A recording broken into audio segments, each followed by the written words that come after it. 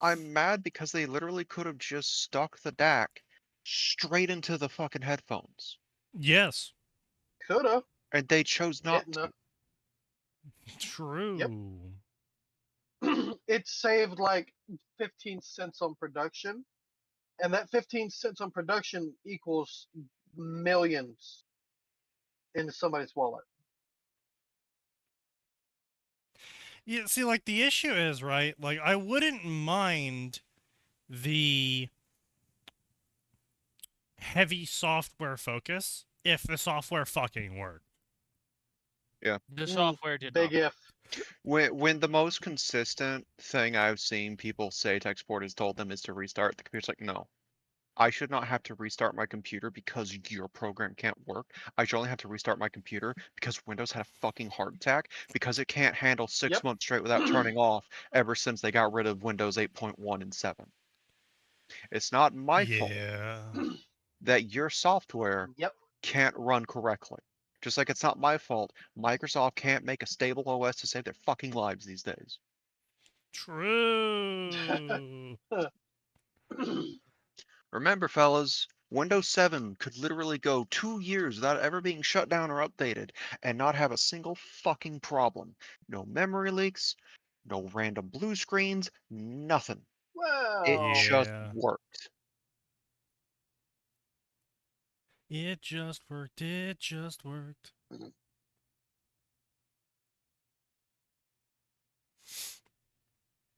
Yeah, it is unfortunate, but it is what it is. No, I'm tired of it. It is what it is. I just want it to work.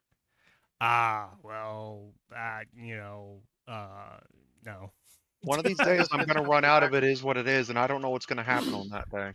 I'm gonna be real. You are low on is what it is. Are you sure you wish to continue? It is what it is. You're running out of it is what it is. Would you like to purchase a firearm? Can I interest you in 20 Self-termination? tons Canadian of style? cement and a bulldozer? Yeah, and some steel plates. Yes. Wait, you have to shut Windows off? Yeah. Yeah. Yeah. You didn't know that? Well, no. Okay. So with Windows 8 and later, they actually changed shutdown to hybrid sleep. So you actually have to restart it occasionally. Use the restart command specifically, because shutting No. down is just fucking putting it to sleep unless you go in and manually change that. Yeah. Yeah, you just gotta turn hibernate to off. Hibernate sleep is possibly one of the worst things in existence. There's a command you've got to run, because going into the settings and turning hibernate off doesn't do it. You have to tell it specifically turn hybrid sleep off, which is a separate thing. Which is a different setting. No, you can also access that from the control panel. You can access both from the control panel. Did they update it and add a setting for that? Nope. It's always been there. I've just been using the command line to do it. It's always been there. Yeah, it's power CFG-H off. Power config that. Yep, that's it. The first thing I do whenever I'm fixing someone's computer is run that command and then reboot their computer. Because hibernate is possibly the worst fucking implementation I've ever seen of the idea. Holy shit. Yes. I feel like it worked okay in 8.1 when they got the 8 systems stable. It worked fine in 7.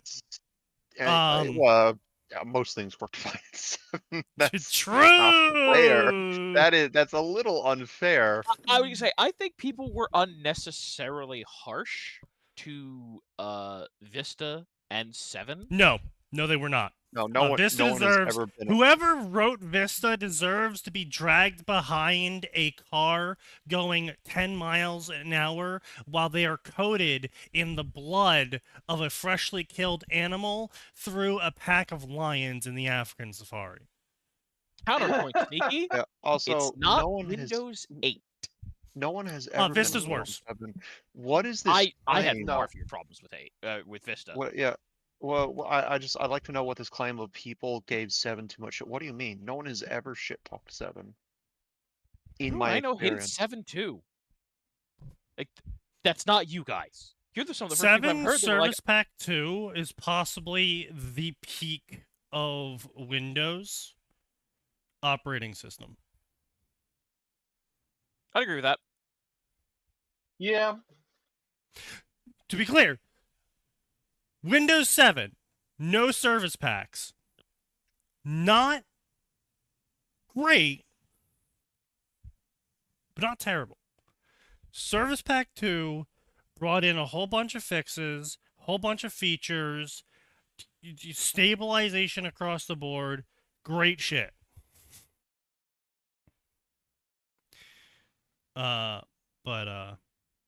Yeah, so anyway, fucking hell, man. I had to deal with some stupid fucking people today. I had a case, right, where I need them to sign in. And they start typing their password in, right? And I look at their username, and the username says admin. Oh, are you an admin? No. Then why are you signing in as admin? I'm not. They hit enter. Fails to sign in. Oh, why is my password not working? You're trying to sign in as admin. No, I'm Because not. you're trying to sign in as admin. They enter their password again and it doesn't work again. What's going on? You're trying to sign in as admin. No, I'm not. I'm using my password. Oh. They can't make the mental connection to the username. They don't understand what a username is. Yeah, that sounds like a typical user. How do you get to the point of holding an office job? Yeah. Not just an office Which means job. you They're the have head of you have accounting. an email. Yeah. And you work regularly with a computer. How do you get this far and not understand a username and password pair up? Max, I Failure have to the level people. of their incompetence. Gil. No. It's worse than that. I have people that apparently, when you say long-term memory, when referring to these people, that refers to what happened 3 days ago. Because because these people, Uh-oh. I have had cases where they couldn't get their email to work, and I would be like, okay, well, you just have to put in your email password. My email doesn't have a password. I know that pain. So I reset their password, and I put the password in. I'm like, well, you need to remember this password now. This is your new password for your email. Can you put it back to the way it was? What do you mean? When my email didn't have a password, your email always had a password. No, it didn't. Yes, it did. I'm hanging up now.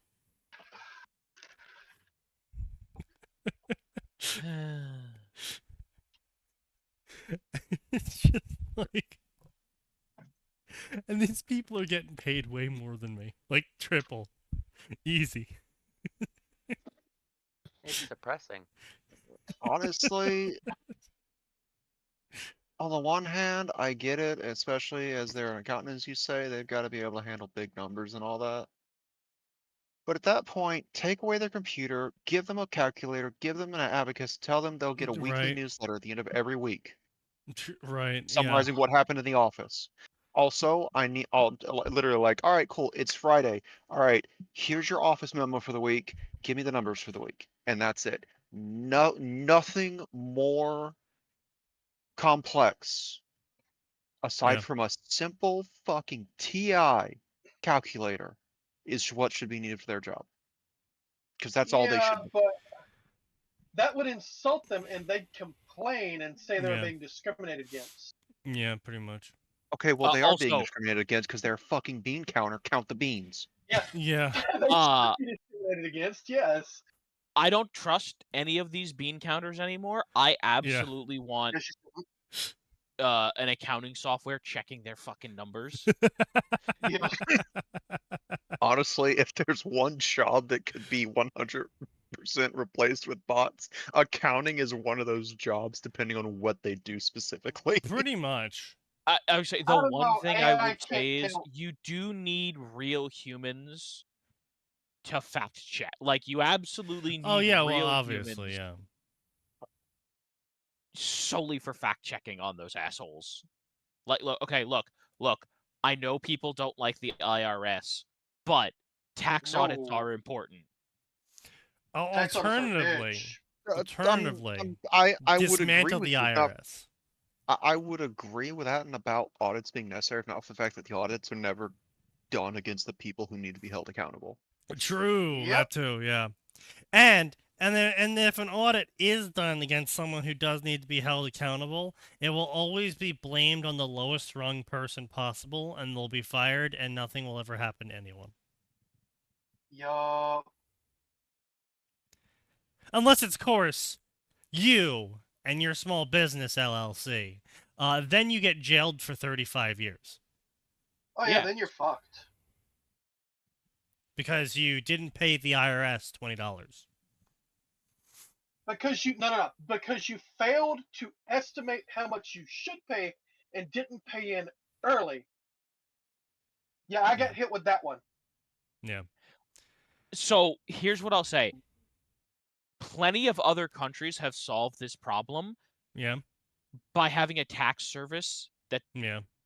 isn't fucking stupid. Well, Yeah, well, you see, we- no, actually, look, I mean- look, no, look, again, for you- all you- the problems no. that Europe has, No, No, most no, no, European you- countries, Th- they're this isn't told about your ta- no, taxes this are is- X. yeah, that's not but a tax service, though. That's just the tax system working as it's intended. yeah. So That's not a first tax off, service. That's we that's used the to have a government free tax doing what it's service. supposed to do. So the government used to offer a free tax service. but then Quicken and QuickBooks lobbied so they could, Yes. make money. Yes. So then lobbyists came around and got the government to shut it down. Yep. So then that happened there. And then on top of that, personally, I feel the IRS can take it up the ass. Yeah. If I pay them $3,000 and they say, well, actually, you owe $56,000, my response is, actually, you're getting $3,000 because you wouldn't tell me I owed $56,000 to start with. So you're getting what I think you deserve. But that's Yeah, what I'm but then saying. they send people with That's- guns after you, Sneaky. I mean, And then I they shoot do, but them. that's what I'm saying. There are actual, like, none of this shit happens in, for example, England. They get a message Yeah. saying, barring the exception of someone who works a highly non-traditional job that does not have a regular form of income reporting, like, for example, someone who streams. Otherwise, right? You run a small business, guess what? They're going to come and they're going to tell you that you owe X. AI will do better Yeah. work. People just want humans because they don't trust AI. Uh, No. Here's the Good. problem right now with AI. AI right now has a 51% rate of hallucination, and this is a problem Yeah. because, again, we're trying to mash a 8-pointed star into the triangle hole. It's not working, but we're doing it anyway. And Mash harder. It'll work. Well, yeah, an LLM doesn't need to be taught history to do your taxes, but we're doing it anyway because the people making the LLM are A, fucking retarded, and B, worship it as a god. Well, yeah. yeah. Honestly, I kind of wish at some point science didn't decide to say, oh, there's two types of AI, because for a long time it was literally just one, which is what is now deemed true artificial intelligence. Just go back to AGI. calling it a bot. Yeah. That's the ideal Yeah, but scenario that Bots I don't know why don't we make changed money. it in the Well, last 20 years. I can actually tell you Marketing. exactly why we changed it, Max. We changed It's it marketing. because bot doesn't sound as cool to a retarded investor who has Yep, more yep. money than sense. Okay, well, Yep, in that it is case, they literally need to tell the marketing. investor what then they need to go back. But okay, growing up, AI was just AI, artificial intelligence. Thoughts, self-aware, sapient, doesn't want to die, blah, blah, blah. At some point in the last 20 years, we suddenly split the definition between true AI and dumb AI. Yes. And I don't know why. Oh, And well, what's that's being also sold to simple these to answer. investors is dumb AI. Well, And a no, dumb AI is literally just a program of set it's routines. actually worse than that. What's being sold to investors is the idea of the artificial general intelligence, which is what the true AI is called. And Yep. what they're getting is a really smart chatbot that hallucinates and has schizophrenia. And Pretty I much. feel really bad for it. I'm glad it's not self-aware enough to really understand what that entails. Right. You know, it's like the equivalent of like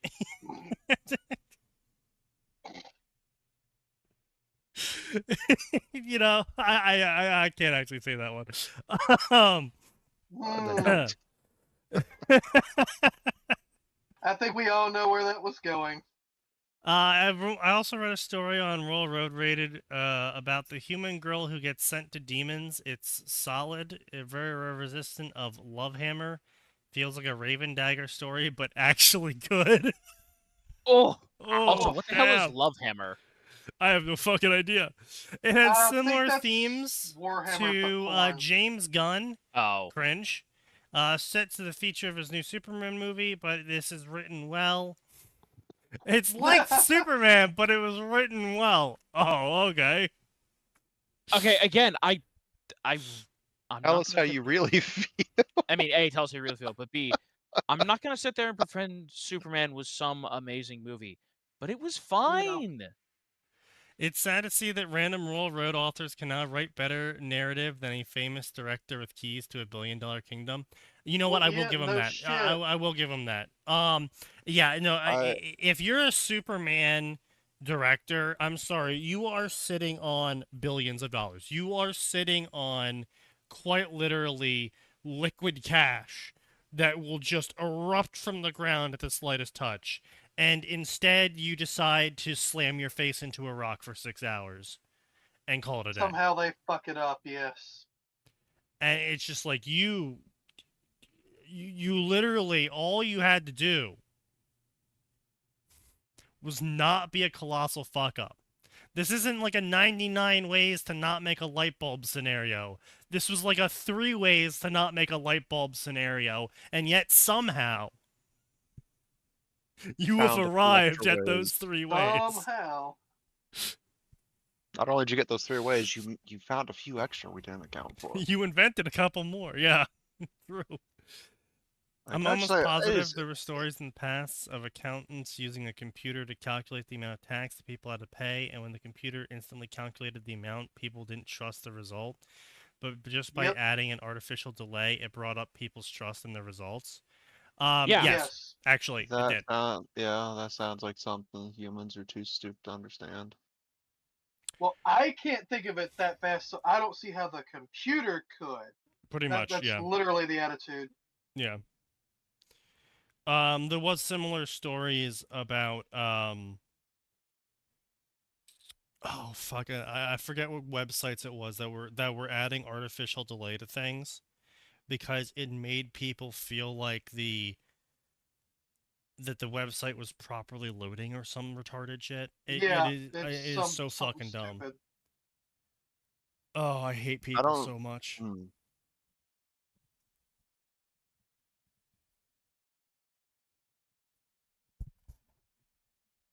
I'm just so fucking done with people, man. I honestly think we need to stop catering to the lowest common denominator. It is awful. Yep. But we can't. Yeah, I they're know. Voters. Well, more than just that, but you know, you can't either because That side posted it. Side post those fucking posts. Jesus Christ. Woo. I can't right now. I'm gonna end this post. Oh God. I'm putting together a fan. Okay, interesting. He's bubbying up a fan. Yeah. So Sign updated the Star Wars Tanya story on Space Battles, and in true Space Battles fashion, they have taken issue with completely random and incorrect parts of his story. Yeah. My favorite part is we haven't even started doing anything spicy. I know, that's the hilarious part. Like, one of the readers literally posted a comment saying, I feel that the dad of the mechanic coming in with a railgun to be installed on her ship is really hand-wavy, and there's no real build-up or payoff, and it's unearned for her. Oh, that post. No, motherfucker, it was back in chapter 40 and the fucking railgun wasn't even mentioned. It was mentioned by Cindy that, well, I need more people to work on this big fucking ship you just brought me. You mind if I bring in my dad? Tanya's like, okay, who's your dad? Oh, well, he worked for Kuwait Drive, whatever. One of the three big names. Yeah, KDY, there it is. One of the three big names in universe. And Tanya's like, oh, well, shit. Okay, yep. Hell, bring him in. Go ahead. And it goes from there.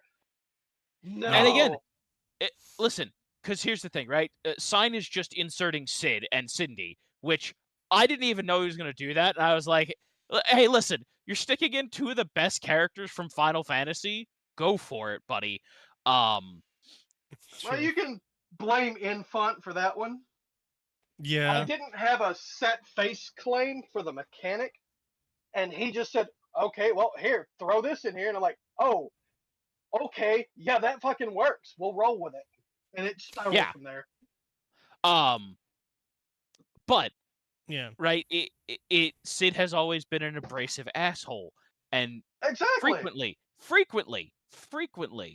in Final Fantasy games, he's either out in the middle of nowhere or working, stuck in bumfuck nowhere or out of a job or whatever, because it's like, oh yeah, he's brilliant, but it's kind of a dick and people don't want to work with him. Also told the investor that he was a scum sack piece of shit who couldn't find a bright idea in a bowl full of light bulbs. And he's really smart. But we can get people that are probably 85% as smart and don't cost us $2 billion. Yeah. So bye, Sid. They aren't assholes. No, they're probably assholes as well. Just they Different just asshole. yeah, they just slobber the knob. They're a deferential asshole. I even gave him a true Sid background of he got shit canned because he ran his mouth and told the designer of the new acclimator that having a fucking bridge that sticks up from the top of it is stupid, and I would shoot that off. That would be my first fucking target. Shit canned. Also, it should be actually, you know what? That is actually something. It should be the Venator, not the Acclimator. I'm sorry, the Venator, yeah. Venator, Venator, what the fuck ever. Yeah, whatever. Yeah, so however you pronounce it, but yeah. That's what they're spurging out. Like they're not spurging out over anything else that actually you could be like, oh, I really don't like Obi-Wan Kenobi. I don't like you're making these minor changes. I don't like. Over Obi-Wan too. Well, yes, but they got over it though. It would be more justified if their complaints were still centered around that than this. Yeah, this was retarded.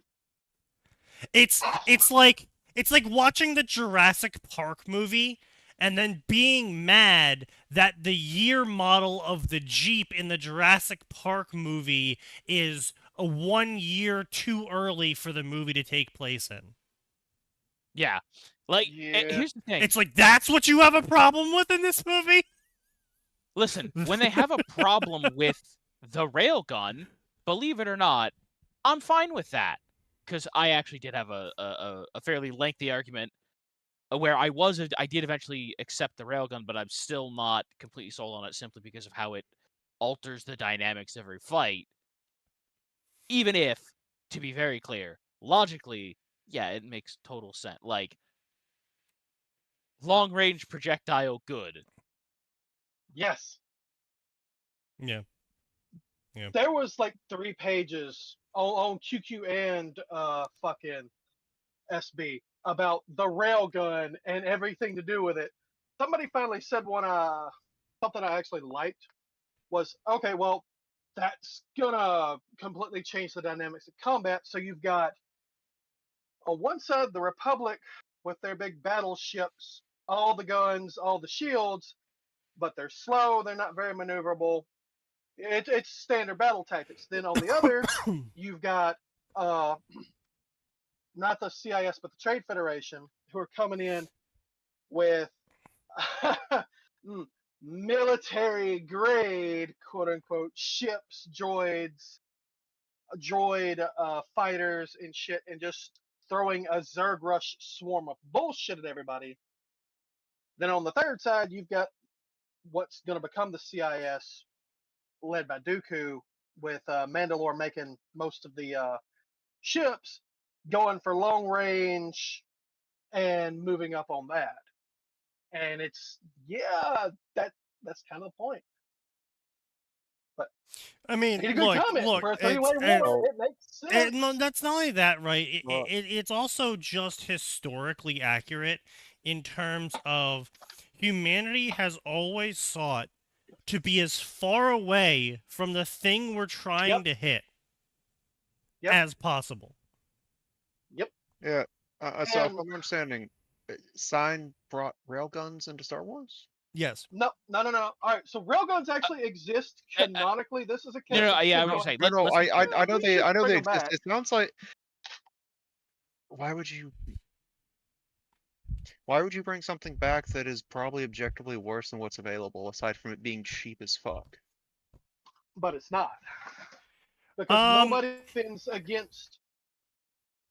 Because currently the current combat.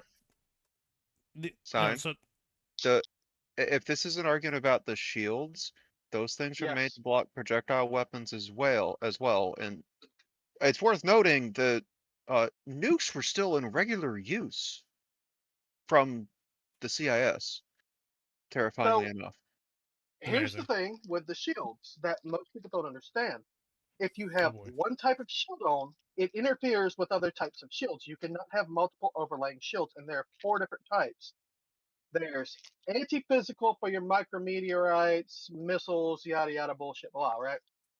Anti-plasma for your turbo lasers, anti-ion for your ion cannons, and your ray shield, which is anti-everything, but it eats power like a motherfucker, right?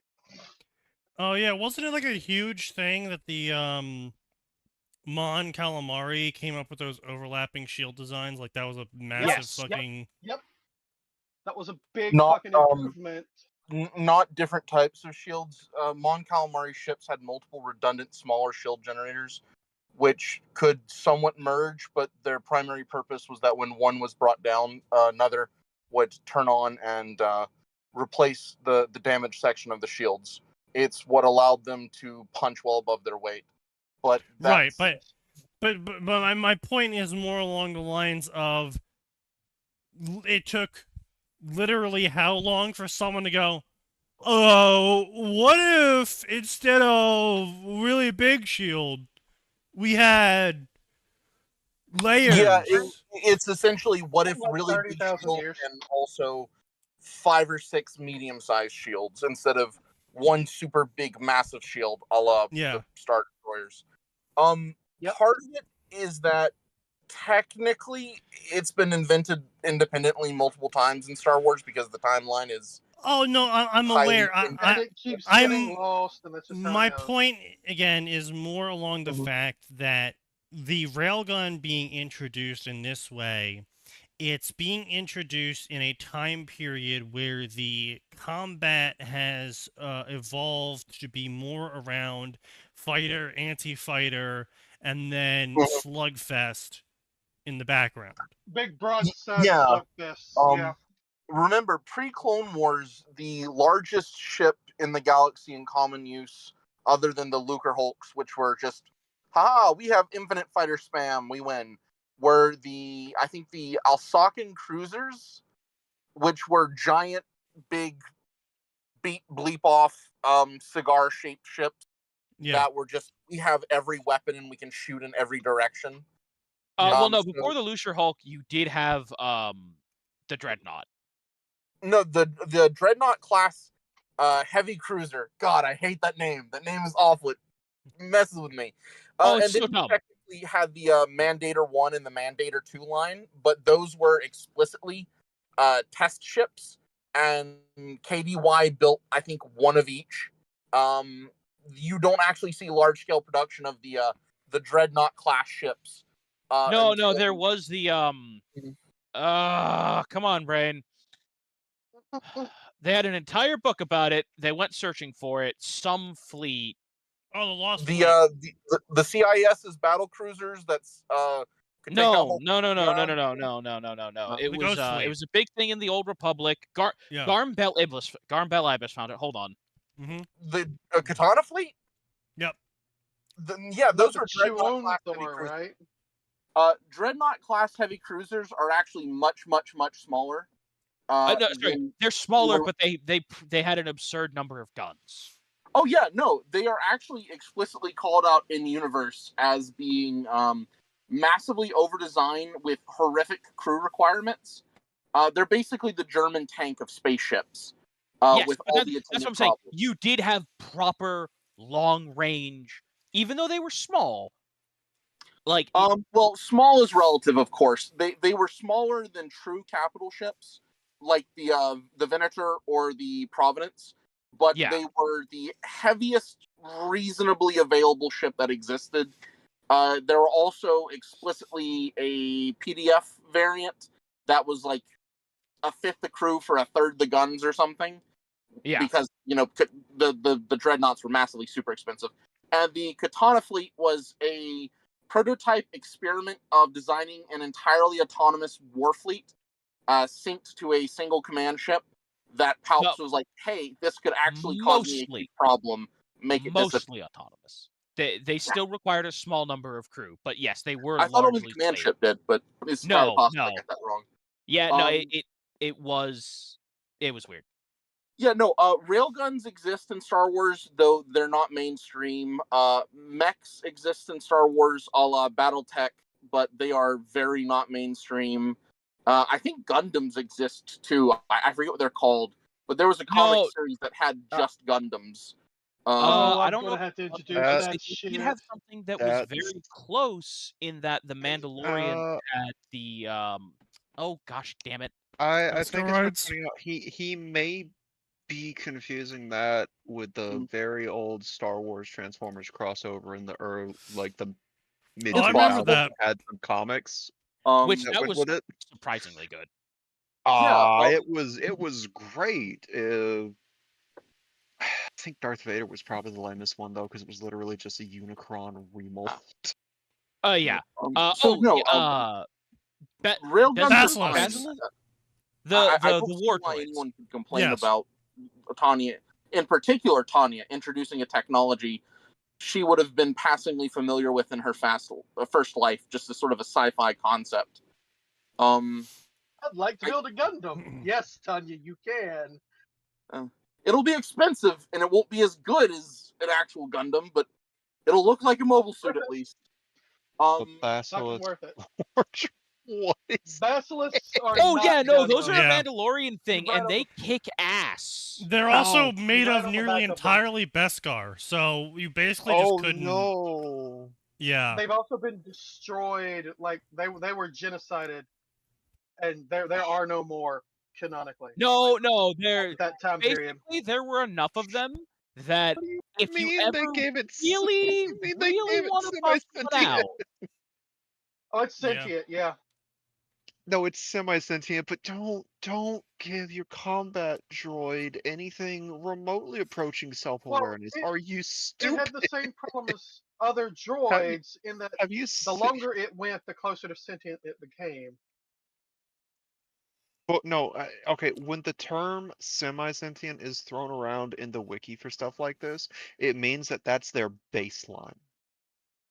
They were They capable of they autonomous they, functioning. they don't evolve to semi-sentience. They start at They semi-sentient. start that semi-sentient. Yeah. Think of them like a dog that I was has about to Yeah. say. sensors for hands. Yeah. I was about to say is Yeah. they describe them in Coder as basically giant war dogs for the Mandalorians. Yeah. You know But- what? I can believe it when this is one of the images that was used for promotion for these things. Yeah. Oh, listen. My favorite part about those Taking fucking Fido droids. for a stroll. That is awesome. Fire my all the favorite guns! part of- My favorite part about the Basilisk War droids. My favorite part. They let you be an ODST. Yeah. Yeah, Oh, yeah, An you can explicit really try. part of atmosphere. Mandalorian combat doctrine was get as many of these fucking things together as we can and just go down from orbit with all of them. Just everybody gets into your Beskar armor.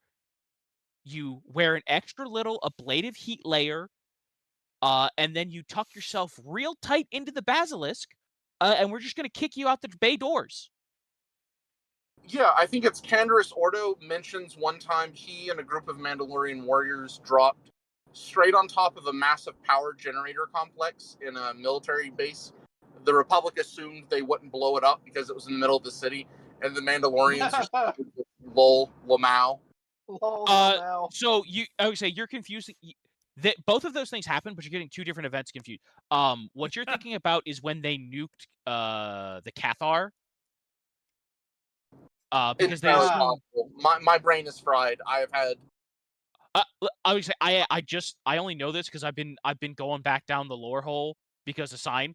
What happened was the Cathar, well, not the Cathar, I should say. The Republic put the Cathar's defenses in the city, and they're like, the Mandalorians could only get through it with a nuke, and they're not going to throw a nuke at this thing. There's people here. The Mandalorians. Mandalorians. You. Bet. Well, I mean, they're steppe nomads. They are the galactic equivalent of steppe nomads riding into civilization. And, Yeah. it's like EU4. You take a few provinces, you've got to raise them. You've got to manage that overextension. You don't want rebels, man. True. Mandalorians are great so long as people like Dave Filoni aren't putting their grubby hands all over them. True. Yes. Also, I will say this, before I I've been forget. reminded about the miniature rail cannon by the Footman droids because of the Oh, rail yeah. talk, and I didn't know this. They're worse than 13 shatter guns, and that's really embarrassing considering how much power should be behind something called rail cannon. Yeah. Also, Verpines just remained the absolute goat of physical projectiles in Star Wars for some reason. Before I forget, I think it was Ron's personal fleet that built them, but there was a ship called the Peltist class, which was basically a giant railgun with engines strapped onto the butt, if I remember correctly. I think it was called, the faction was like the Empire of the Hand or something. Or Yeah, that was Thrawn's second go at restoring the Empire. to be fair, he did really good. Oh, he did. But yeah, I think they were called the Peltist class, and I think their whole weapon system was just, we have like 4 or 5 anti-fighter guns strapped to the back and one giant railgun for a main cannon, and that's it. That's what we do. Oh no, it was the No, because it was the Empire. Okay, sorry. No, it was the. You are right. It was the Empire of the Hand. They were sort of inspired by Thrawn. Okay, listen. A lot of deep lore nerd shit. There was a regular human that got adopted by the Chiss, because his dad used to be an Imperial pilot. Baron Suntir fell, and this dude eventually remade the Yeah. This dude eventually remade the Empire and called it the Empire of the Hand, and they had the Peleus-class ship because the dude mad respected Gilead Pelion, which, to be fair, Gilead Pelion is a fucking baller. Oh, thank you. I'm sorry. I apologize. Anyway, it's a really long way to get to the point of reintroducing railguns as a form of limited combat. Will have a high effectiveness early on until people get used to, well, people using railguns again. Physical projectiles I again. mean, all that's really going to railgun, happen is missiles, people are going to start proper torpedo layering doctrine. shields again. It's Yes. like, oh, hey, cool, that thing we used to do during the Old Republic, during the height of the Sith War, we'll just start doing that again. When Well, I people mean, begin, they have to represents rediscover an it. entire shift. That's Yeah. a seed shift in doctrine. So Tanya, for a while, will enjoy an absolute pants-on-head crazy Alpha Strike advantage. Then everyone's going to start copying her. Then everyone's going to try and figure out how to block it. And then everyone's going to start copying how to block it. And on and on and on and on the cycle goes. It's like missiles can sometimes penetrate certain shields in Star Wars. So sometimes you have anti-missile systems. And then if you have anti-missile systems, missiles stop working. Wasn't that the whole Wasn't that the whole And- point of having both concussion missiles and plasma torpedoes? Is because one would get Yes. blocked by one shield and the other would get blocked by a different shield? Yeah. Yep. That's the reason that the Proton TIE Bomber torpedoes. had so much success, because the TIE Bomber carried both proton torpedoes and concussion missiles.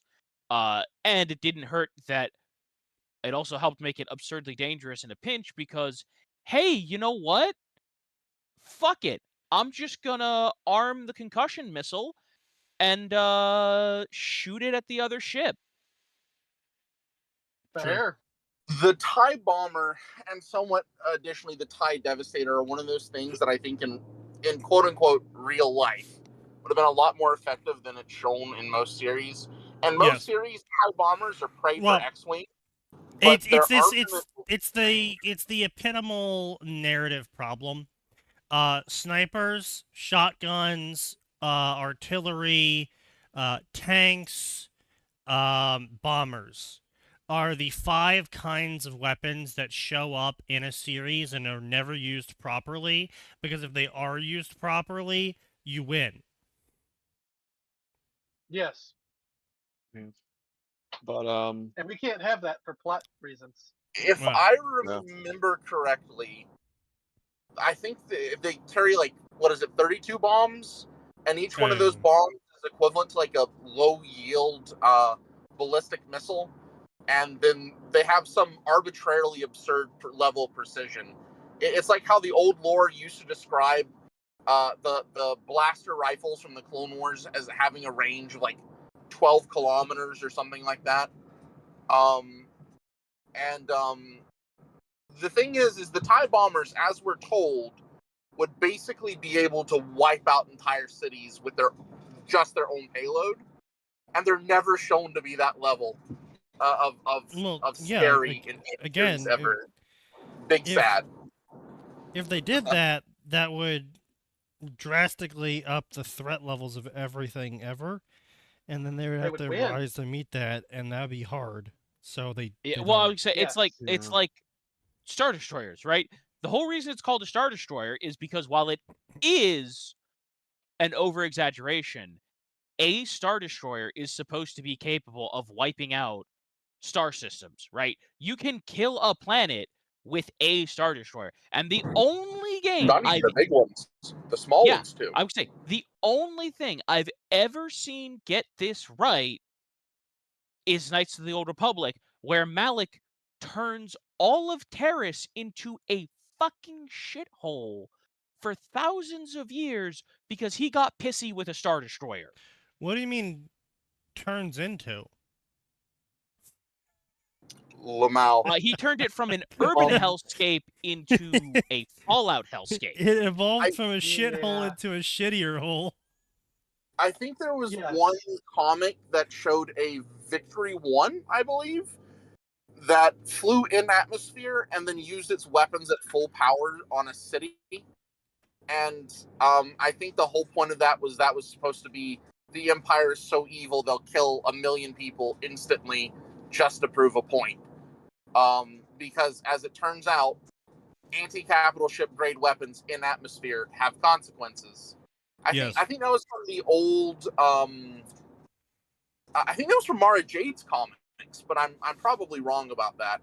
No, that seems like something that would have happened in a Mara Jade. Listen, Dark Horse got a lot of leeway, and that's something that would absolutely happen. Yeah, they did. They had some fucking crazy comics back in the day.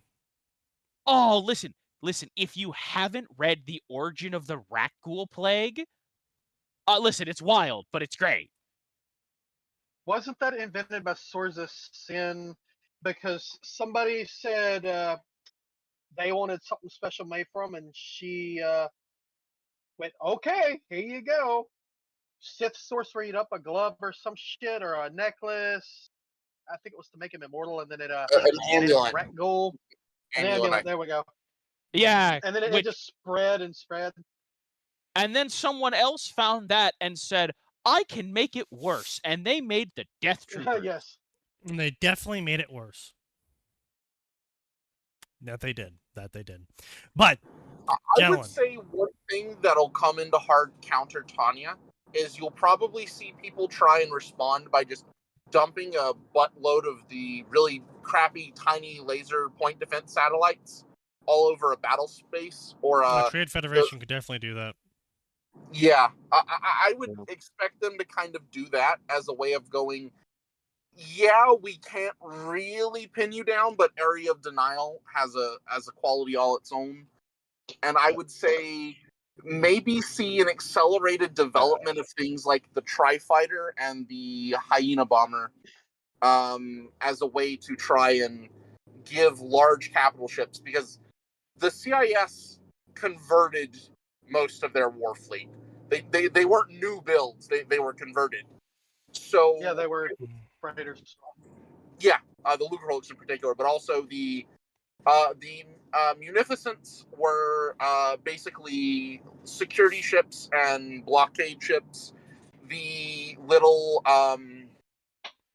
the CIS transports they blow up in Episode 2 that still use hard fuel cells, I think are actually called hard cells.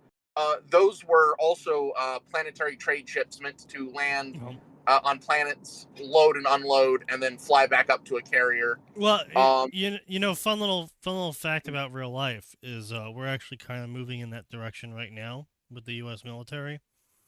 In that, basically, we are starting to test out having crates of disposable missile drones. And then we pick the entire crate out the back of a cargo plane, and Rapid Dragon, it deploys from a AC-130 or a buff, and get fucked. Everything in that general direction. Don't even need to arm it with heavy bombs anymore. We just give it missiles, and it's just it fires like fucking hundreds of them. I think you might also see what was the name of the Republic stealth ship? The one Anakin uses to do war crimes. One that looks like a dick? That narrows it down. Yeah, no. That does narrow it down. Yeah. But you might see a bigger investment in stealth tech in general, not just in visibility, but also emissions control, electronic warfare, signal bouncing. I don't know why no one ever used point-to-point lasers for communication. No, they do. That's something covered extensively. Mm-hmm. It's called tight beam. Oh, that's right. Beam, yeah. Sorry. But yeah, I would say you see a lot more emissions control, and I would say you probably use networked tight beams, only sensors, just like little disposable satellites with a tactical droid assigned to control it to try and determine if a railgun shot is incoming or what. The other thing that they can do even before they get the point defense satellites is just go, okay, vulture droids, just in a bubble. Like, right? We'll just Well, make I mean, it a pain in the yeah, ass for you vulture to aim droids through. are already disposable because they have a unremovable fuel canister of hard fuel. Yeah, and they only have a 30-minute range. They are the epitome of fire and forget.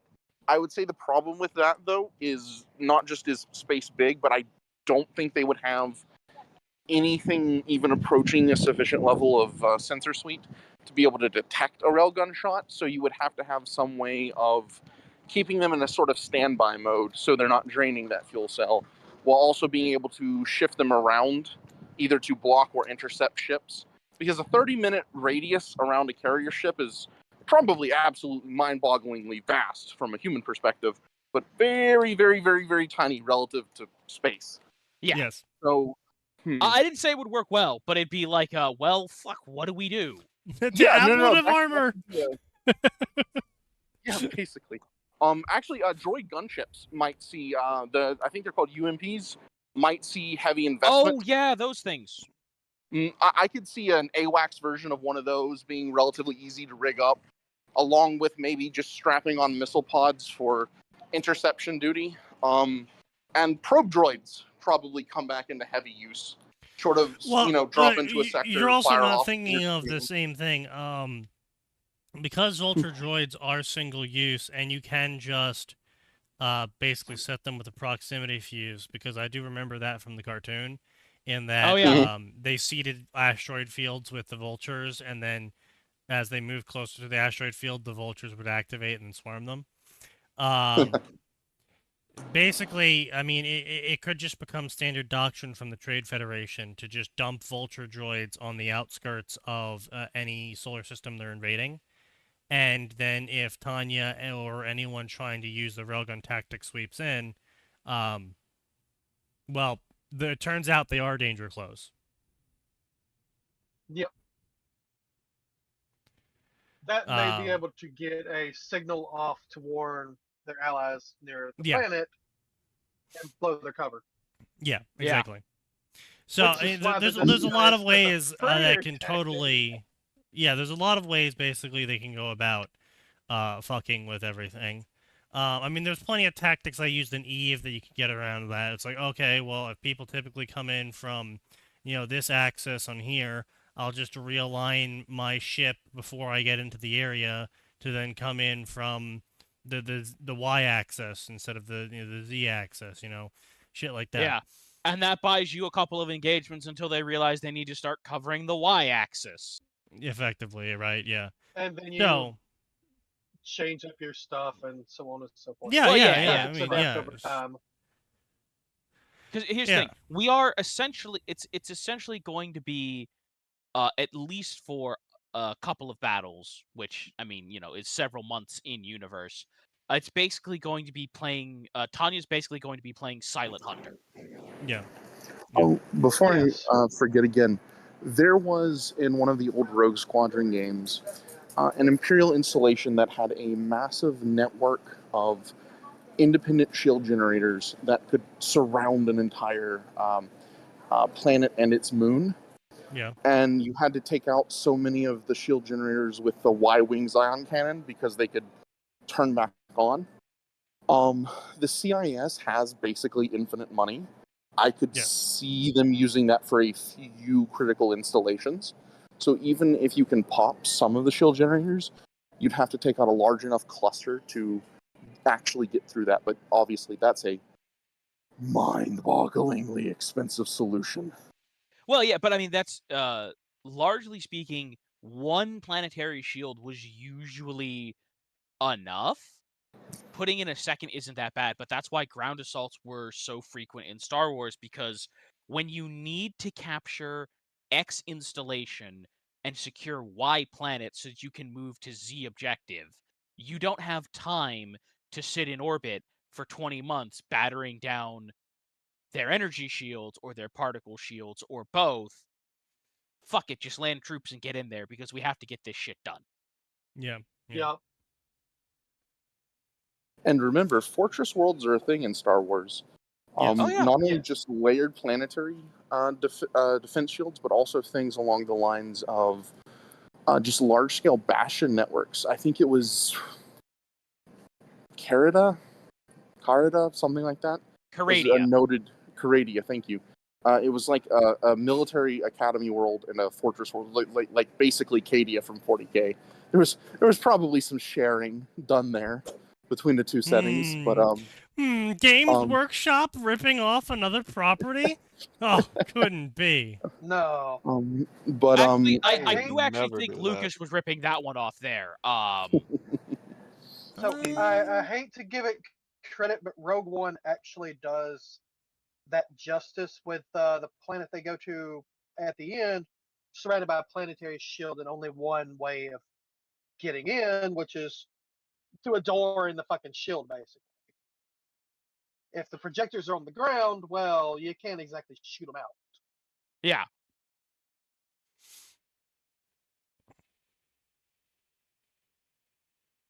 But yeah, listen, lots of stuff.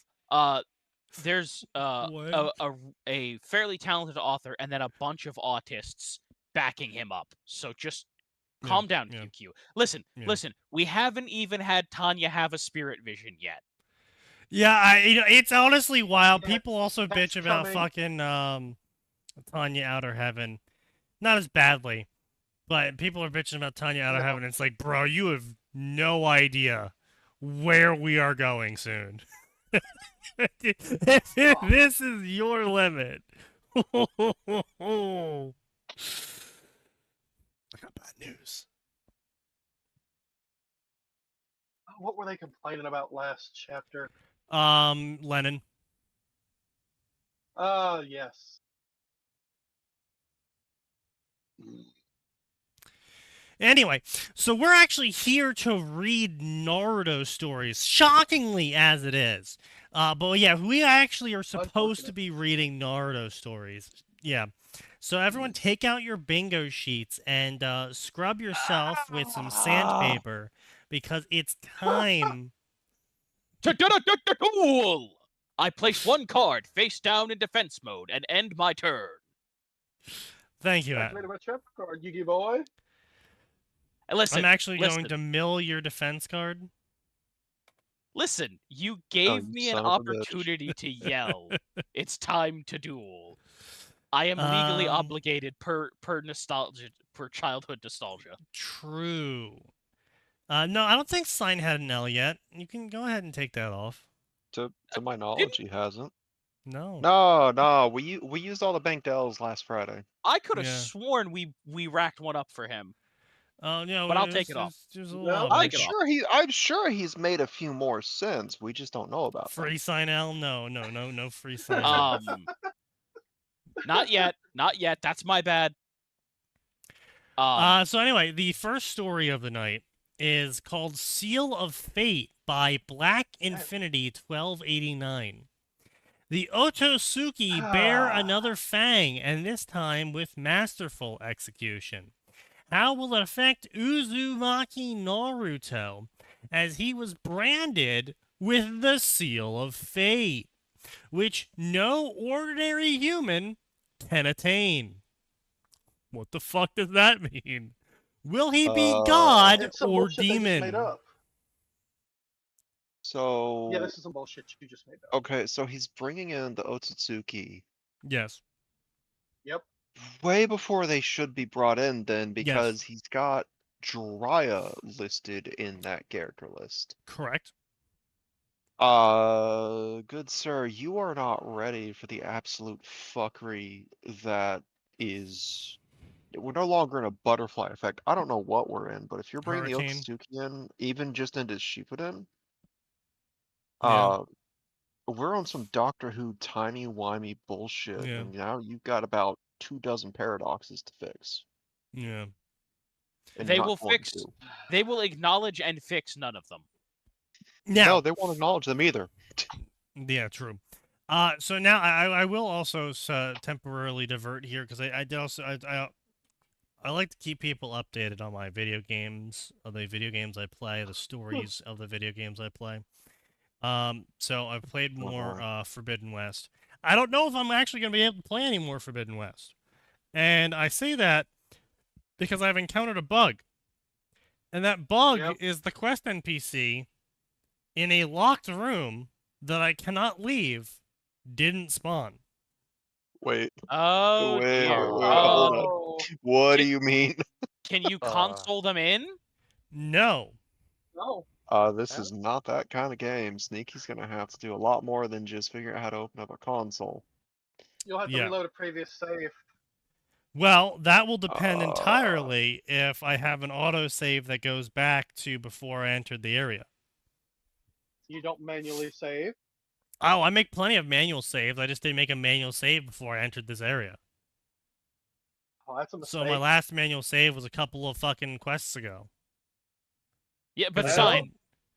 it Sign. doesn't just let me manually save whenever I want. I actually have to go to specific locations on the map to manually save. Oh, right. Otherwise, I'd have 10,000 saves, and Max can tell you all about that. So, anyway, so the current arc's antagonist is a red and black wearing black woman who is a total girl boss chud who wants to genocide people because their ancestors attacked them. I thought this was fan fiction, not real politics, but Tish. Yeah, true. No, it's a video game. And so even that's worse. kind of cringy in of itself already. But the person that is contesting her in the story is this, like, I guess custom model. I don't know. I've never seen his model be used anywhere else so far. So I think this guy might have a custom model. But he is like this fucking brick shit house of a black dude. He is like a head or two taller than his opponent. His forearms are thicker than her neck. His biceps are as thick as her skull. She is like a third of his weight, and she's beating him in a contest of strength. Yep. Like, I mean, Don't you is know it just how that magic, goes? or is this supposed to be no? She's somehow baseline physically stronger than him, or Oh what? yeah, no, they're both baseline humans as far as the Oh, setting okay. goes. Yeah, Yep. In that She's case, just no. stronger. yeah, That's dumb. yeah. It's very dumb. Yes. And then in comes God Queen Aloy, and merely looking at her, the girl boss became scared and ran away. That sounds like a very boring story, to be honest. Yes.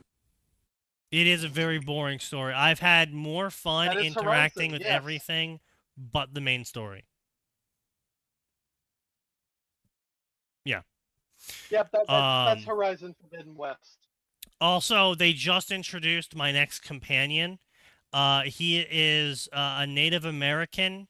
He talks like he's out of a spaghetti western, and he's the sidekick of the cowboy.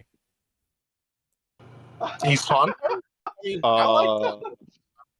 I used to listen to Racism You concept didn't in mention your this opponent. part. Oh no, I did. Yeah, no, possibly the most racist depiction of a Native American possible.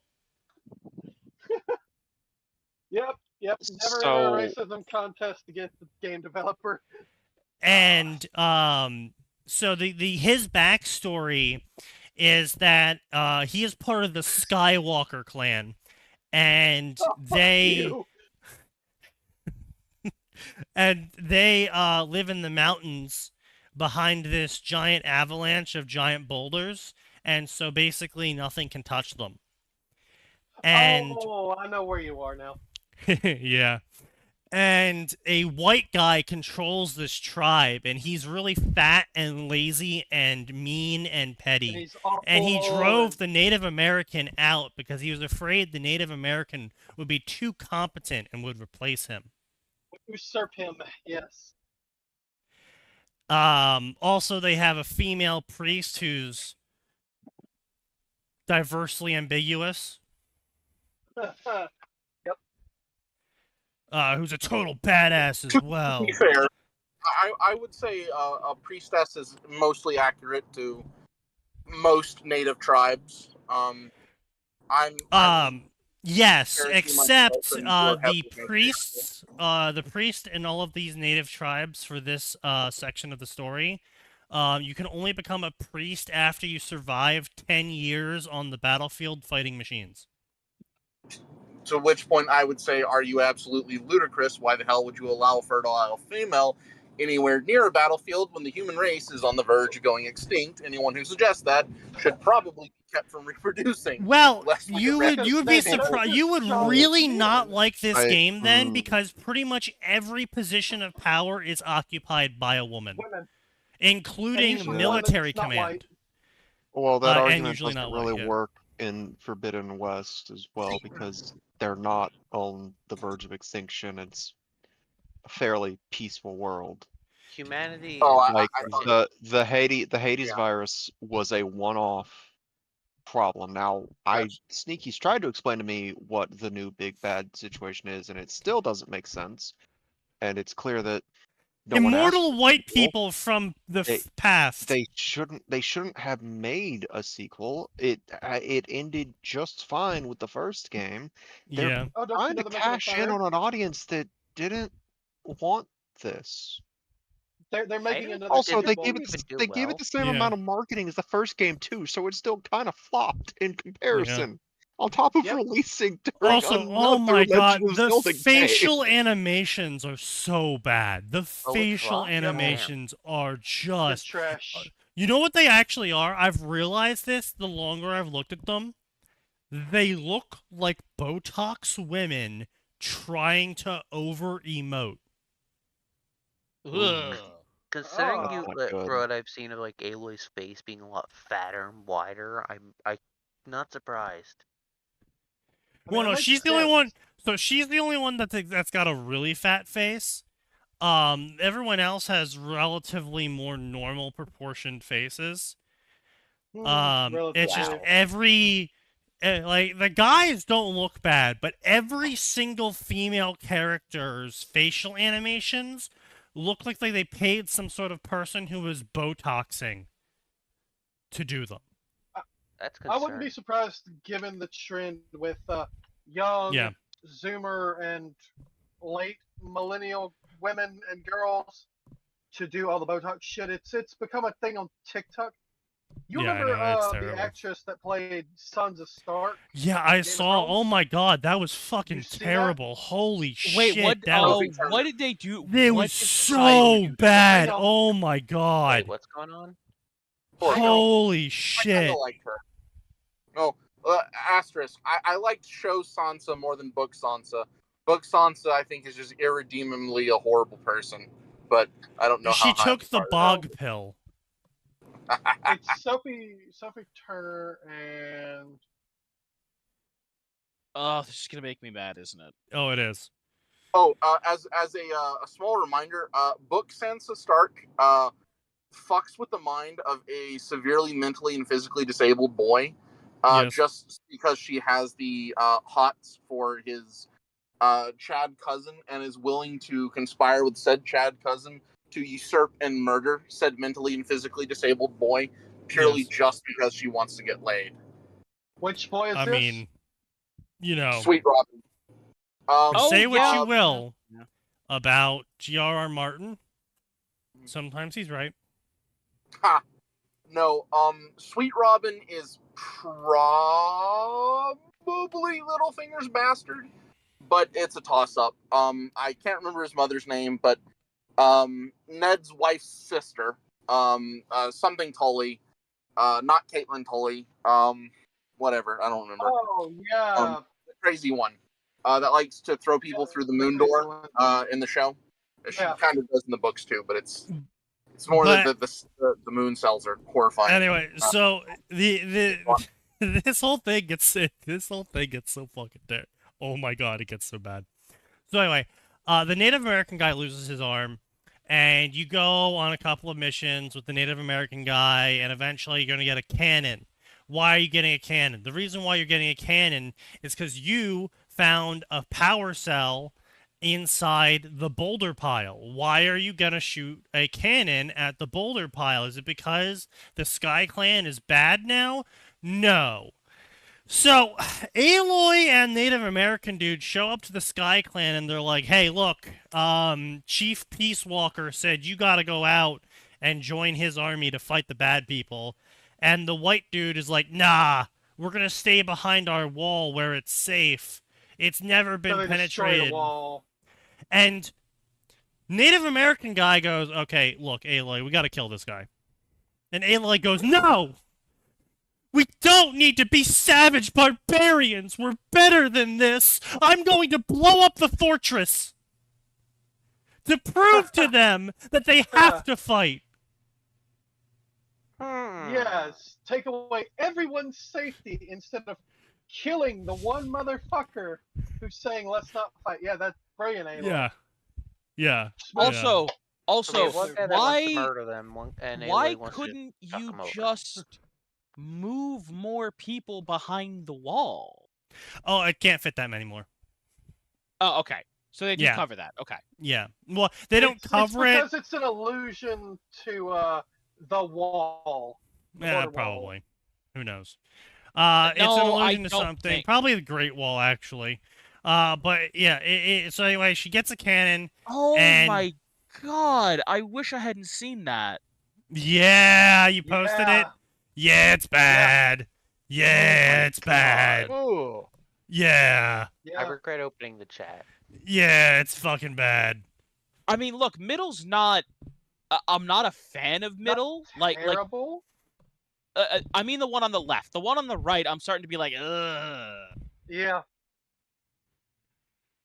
Yeah, Uh, before she started doing all that, she looked nice. Yes. Yeah. A little chubby cheeked, but She looked she was human. fine. Yeah. She looks human. Now she Yeah. looks like she's a skeleton with people's I skin was gonna say- stretched across her face. Like, worst case scenario, I would have been like, okay. Like, if you really are like, I must improve myself, okay, maybe get your chin worked on a little. Nothing else would need work. Like, and that's if I'm being like a picky asshole. Yeah. I mean, just generally, I don't think cosmetic surgery is ever worth it. Like, No. unless I you're think- like some sort of like horrific burn victim. Yeah, Oh, I was gonna say, like, Oh yeah. Yeah, Yeah. like But that's I different. feel like Let- that's an exception. let me be clear. Elective cosmetic surgery. Yeah, I feel anyone that goes in for elective cosmetic surgery is you're just dumb. You're just dumb. Well, I would say the only other one that I could like be like, okay, fine, go for it. I have seen some people who've lost a lot of weight. Like I have had friends who've lost like 300 pounds, and they do go in to get excess flab removed. Like not flab, like the excess skin left over from the flab. Oh, okay. I mean, yes. Yeah, that's fair. That's fair. I would say that's about the only one that isn't dealing with some kind of like horrific disfiguration, whether Yeah. born with or caused, that I'm like, yeah, go for it. Because that's all. Listen, the only thing that can do is improve you. It's actually a Well, massive there problem right is. now in Korea Korea. because they're doing so much I was plastic about to say surgery to that. everyone. They don't know what the kids will look like, and so And like then when these they get kids the are kids, coming they come out. looking like goblins. They look Oh so yeah, fucking no, like terrible. someone's been issuing lawsuits, haven't they? Yes. Yeah. It's marital deception or something like that. Like you deceived me because you got all this plastic surgery and now our kids like this. Yeah. But anyway, so there you get this cannon, but the cannon's so heavy, and Aloy just can't lift the cannon. She's sitting there struggling to lift the cannon up, and the Native American guy, who has only one arm, walks up, rolls his eyes, reaches down, picks it up, and puts it on his shoulder, and starts walking away. But I thought Aloy was supposed to be a super strong. Yeah, well, independent, you know, man. someone else was in charge of this scene, I guess. Considering Ah. who she ends up with the end of the DLC, I'm not surprised. Who, Yeah, wait, well, she yeah. ends up with somebody at the end of the DLC? She Mm, ends up with some random woman. yeah, I generally it's don't remember some. who it is. Yeah, I think it's it's new characters for DLC. Thrasha. Yeah, Somebody's I know OC, what you mean. isn't it? Yeah, the Um, It's someone's agent. SI. That's it. I think it's a character introduced in the effectively. DLC.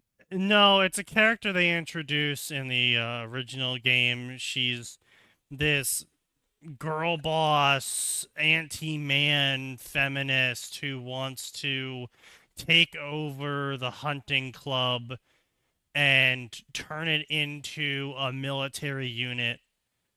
Oh, her. I do not remember. It's been far too damn long. Yeah, she's the woman you talked to do the hunting missions. Yes. And to be fair, she does have a point in that this hunting club that is being used by boomers effectively to drink alcohol and relax probably should be training people to be scouts because they need scouts now because the machines are no longer docile. Sure. So she's not entirely wrong. It's just I really hate her character. Yeah. So anyway, yeah, so Aloy blows up the one thing defending that entire clan. The white guy comes out sputtering, and then he leaves sputtering, and everyone's like, "Yeah, he showed him. Oh yeah, you got him. Good job, Aloy." So that was the thing. And then you get 2 side quests, and I've only done one of them so far. You get 2 side quests from this. The first side quest is 2 women come up to you, and they tell you about how their genius inventor friend, the only person in the entire area even trying to reinvent flight, she's the only one that works on it. She's just so smart, and she disappeared a while back testing out one of her inventions. So you need to go save her. And then the other one is Why 2 couldn't more. any of you go if you're so concerned, huh? Oh, well, because, they had better things to do, like, anything else. And then you get approached by 2 more female soldiers who are, really dainty. I'm talking, like, really, really dainty. I'm talking, like, maybe my wrist is thicker than their biceps dainty. But they're totally hardened battle war veterans. And they come up to you, and one of them's like, "Hey, my weak, pathetic white brother, who is only good for scrubbing latrines, wants to try and be a soldier, which he can't do because he's weak and pathetic, and he's trying to go do the soldier trek to prove that he can be a soldier. So can you go save him?" And when you show up and you find him in the middle of a snowstorm trying to do the trek alone, he's like, "I don't know what I'm doing. I'm weak and sad and pathetic, but I'm really determined to prove to everyone that I'm not as weak and sad and pathetic as everyone thinks I am. If I can make it to the top of this mountain, I think I can prove to myself that I can be better." And it's like, "Oh, that's sweet." And then Aloy's like, "Oh, well, I'm coming with you." He's like, "Oh, great, lead the way, please, defend me." Of course. So completely invalidate your entire. Yes, Coming of completely age invalidates the whole fucking thing, yeah. Yeah. And then at the end they he don't gets even. Do Hmm? they not even have him even just like pretend to resist the idea of her coming along? He does for like a whole sentence where he goes like, so Aloy goes, "Come on, you gotta go back down the mountain. The snowstorm's too hard. It's gonna kill you." And he goes, "No, I have to go forward." And then she goes, "Fine, I'll come with you." He's like, "Oh, great, please lead the way." That's Yeah. And then you have to go through all of these jumping puzzles so you can clear the way for Yeah. him so he can make his way up the mountain easier. Okay, so the first game would have handled this by having an actual conversation where Aloy gets to do like the one of three options thing, Oh yeah, that's so in that which one of three you have a option moment thing. of like, the first game would have like, okay, I'm gonna come with you then. You can't do that, blah blah, and have an actual attempt at convincing him that you should at least let Aloy come as backup, just in case. Yeah. Because the snowstorm is not normal for this trek, and this is the worst one in years, as the villagers have told her on her way out the gate. Yeah. That's how the first game would have handled this. Yeah.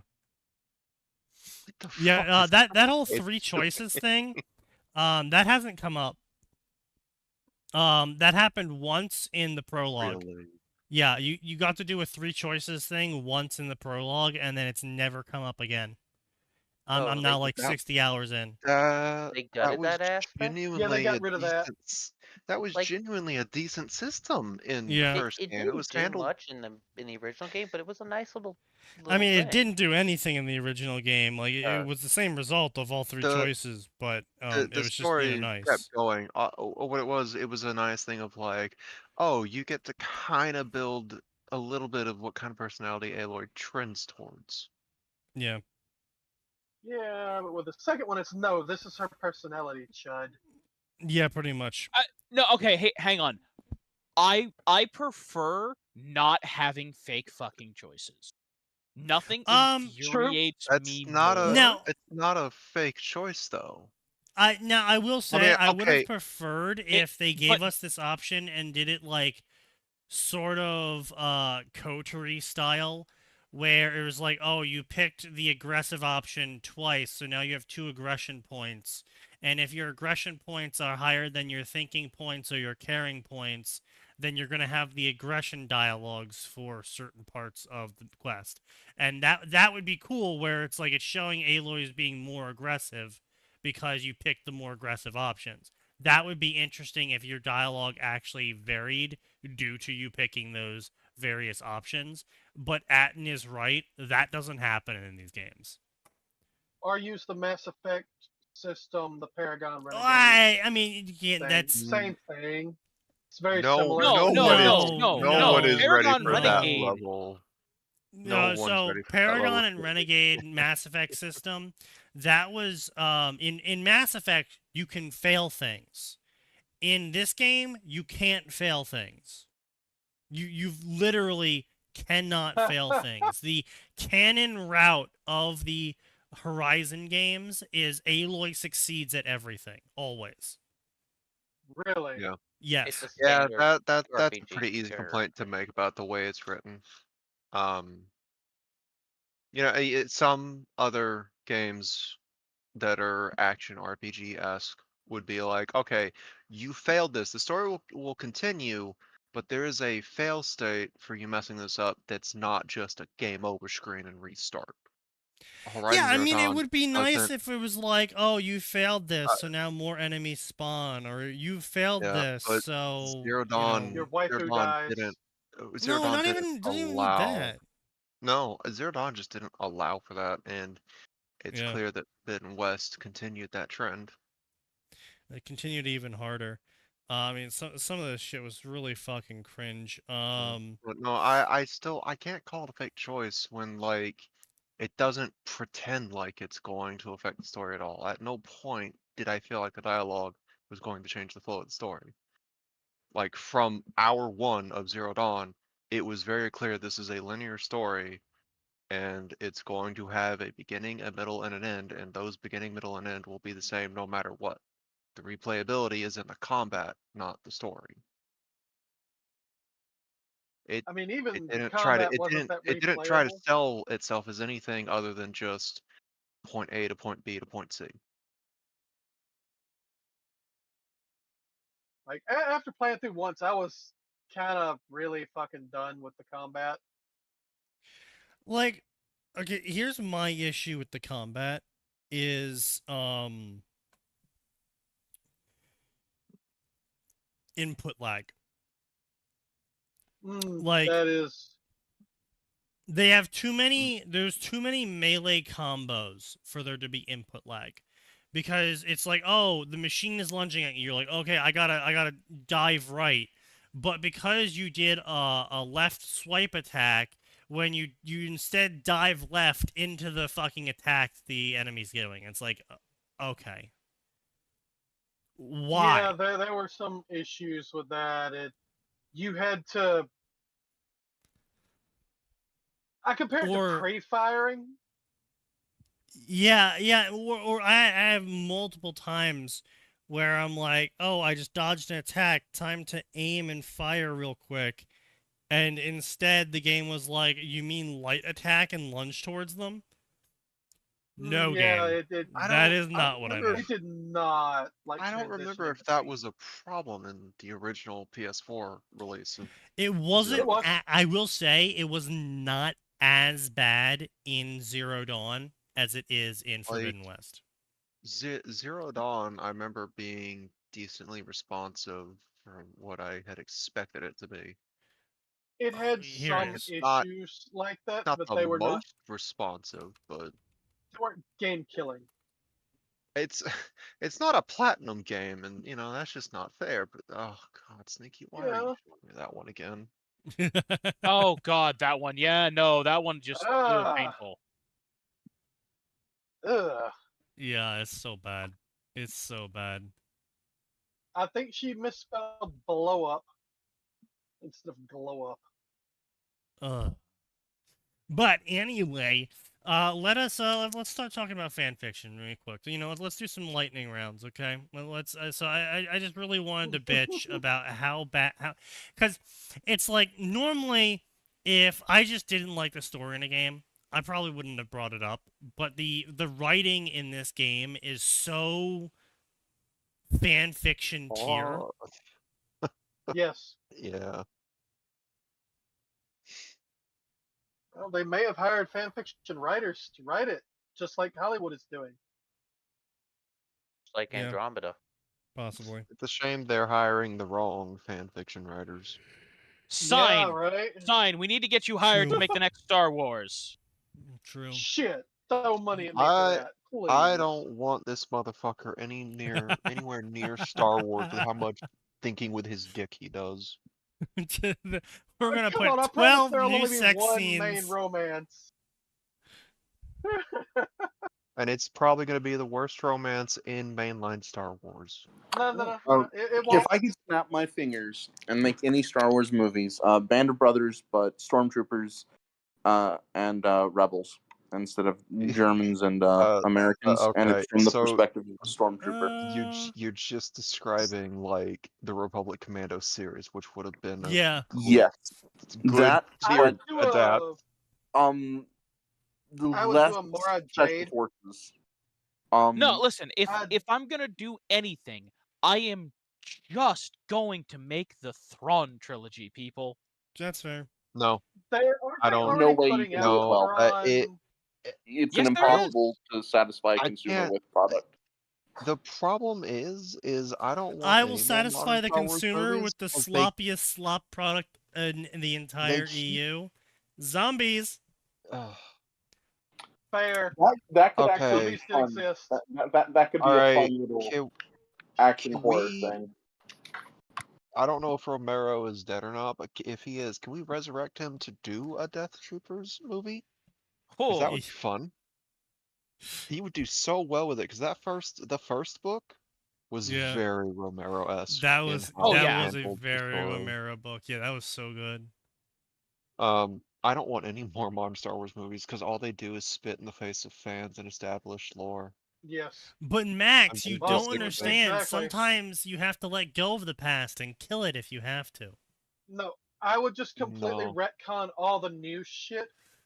Explicitly outline none of that shit happened. Make Luke wake up. It was all a dream. It was a vision. It was a fever dream. No, the real way to rub salt in the current fan's wound is you make sure that Mara Jade and Ben wake him up. Honey, you were having another weird nightmare.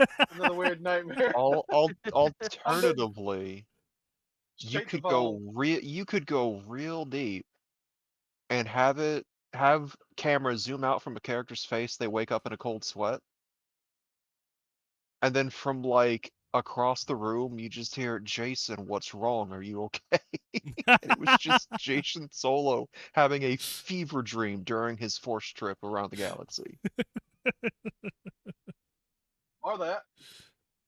True, true. I mean, something that just completely discounts that bullshit is, yeah, no, that's AU shit. We're gonna ignore that. We're decanonizing Yeah. all that garbage. God, man, Right, you know, right. We don't decanonize God, anymore. a finger snap wish for Star Wars.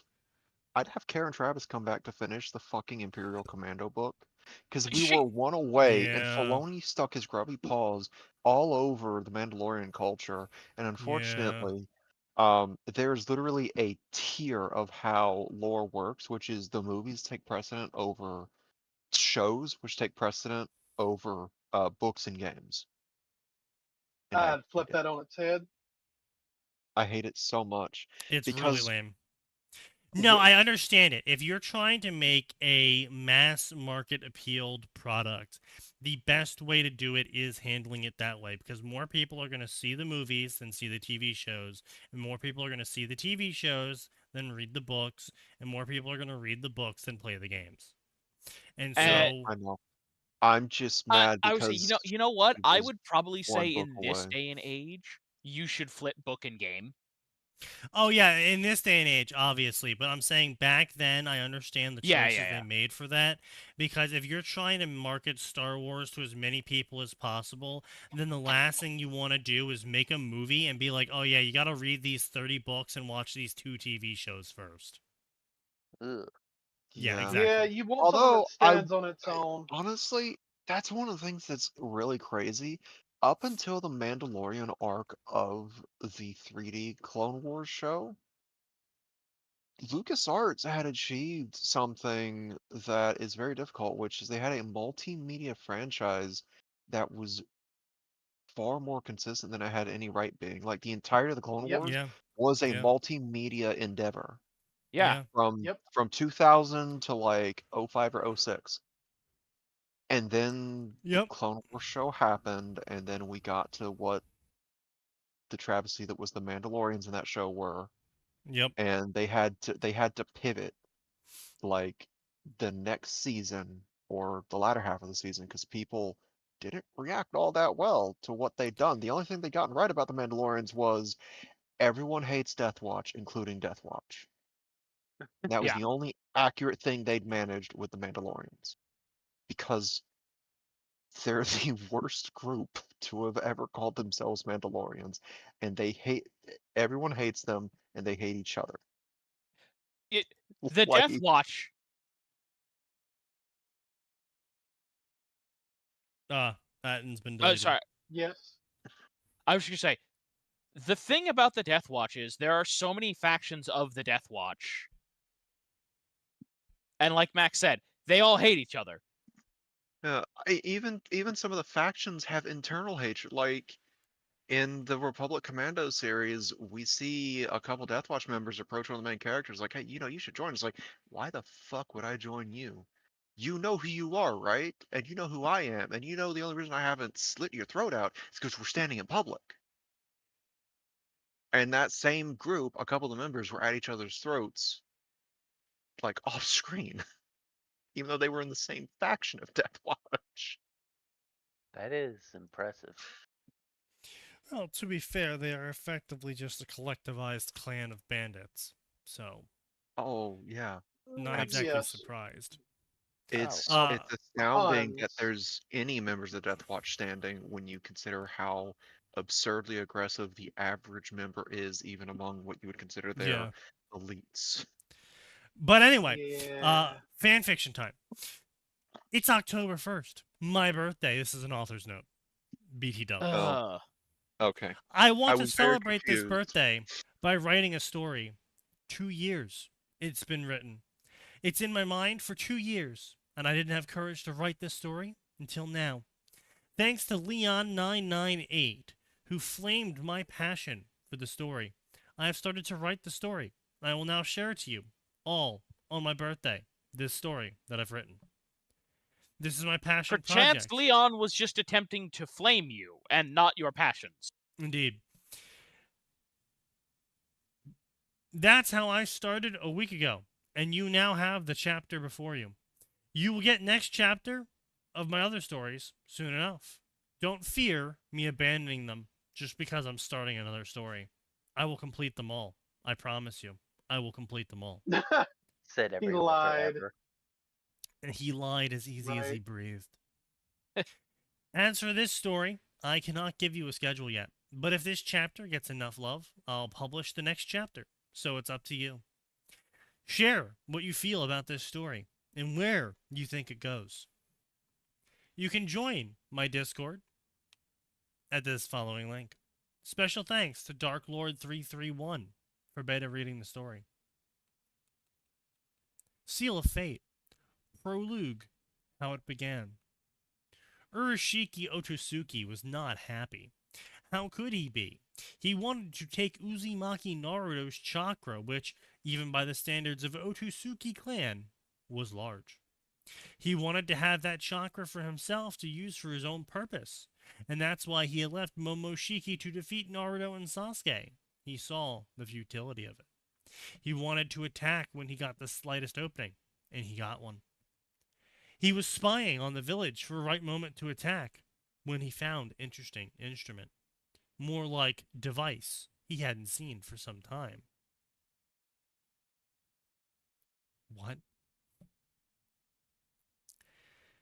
These shinobi found it and sent it to R&D for study. He attacked the dumb R&D researchers. The researchers? Yes, the research and development researchers. Mm-hmm. The research and yeah, that's The research As researchers. opposed to the practical And the- implementation engineers. the Yes.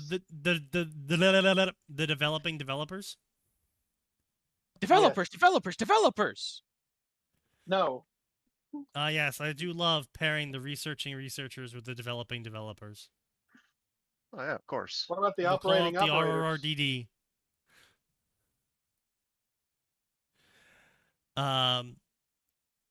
Who didn't Raccoon stand a City Development chance, Department. took the artifact from them and removed the seal. The turtle activated and waited for instructions.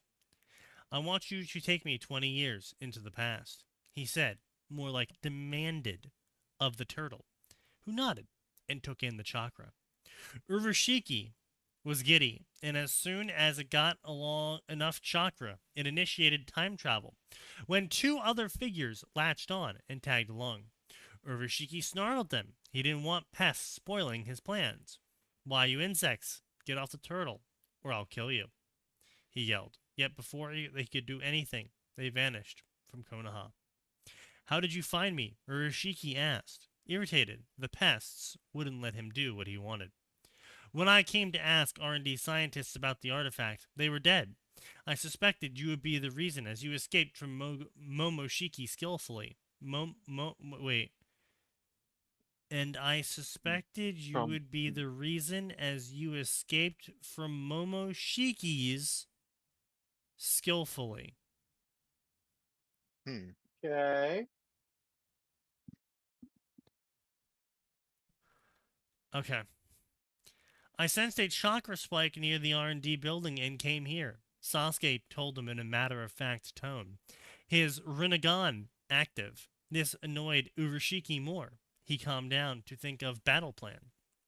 After mind-numbing journey through time-space, they landed in thick forests, completely surrounded by trees. Sasuke knew they were in Hinokuni. But where is the real question? What have you done? I wanted to land in Konoha. It's because of you two I was dropped here in the middle of nowhere. Urashiki accused and jumped to fight them. Sasuke-chan! What should we do? This will make noise, and if anyone's nearby, they can spot us. Oh, Boruto asked, trying to dodge the enraged Otosuke, which was becoming harder and harder as his rage seemingly increased his wait. strength. Okay, I think I keep hearing you say Sasuke, but you're talking about Satsuki, right? No. I am talking about Sasuke. Sasuke. Sasuke. No, Sneaky. And he just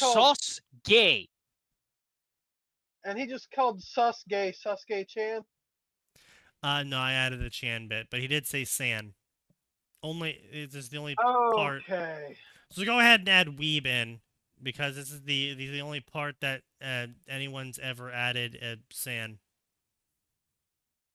No one else uses San at any point in time. Yeah, I don't have that. Weeb.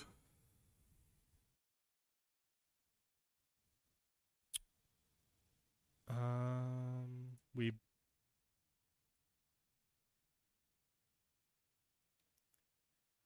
Bordo, search around. This will turn ugly. You will not escape. No one will stop me.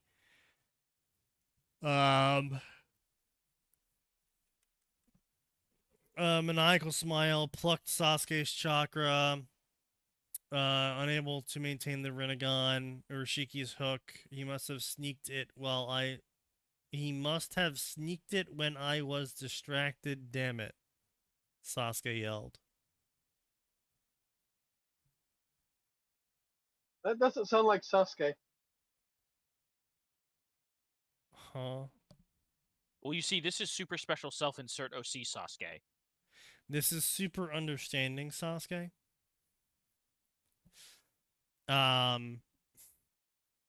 Formerly a terrorist, question mark?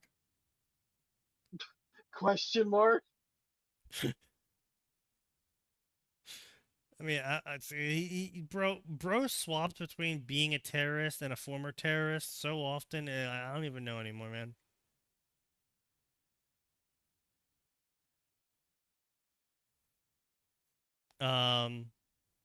Let's see, now take this, forming many fire and lightning attacks in hands and then throwing them at weakened Sasuke. Uchiha tried to jump around and dodge, but there were too many to dodge, so he could not dodge. Instead of throwing scorching fires that can blaze a forest, Urashiki sent small fireballs, shooting them from his hand, making Uchiha strain more. Wait, so if you can make fires that can burn down an entire forest, you should just do that. Yeah, listen, I'm really he might here. dodge a bunch of small fireballs. You cannot dodge firewall. Conservation of ninjutsu. He has to use as little ninjutsu as he can to finish him off. Counterpoint, you are fighting an Uchiha with a Rinnegan. There is no kill like overkill. He took his chakra, so it's okay. He's reduced down to a normal person. He has the style on him. Do some aura farming. Yeah, well. Yeah. Frog caught a spinning kick. A spinning kick came and hit enjoying Utsuki in jaw, sending him spiraling into forest. Cool. No. No? No. It'll be great. Yeah. Well, blah, blah, blah. That should give us some time. He inspected the scene. Naruto, research, explosions, what's wrong? Vacate the area, battle, destroy this place. Okay, we'll get out of here. No, it's dangerous. Of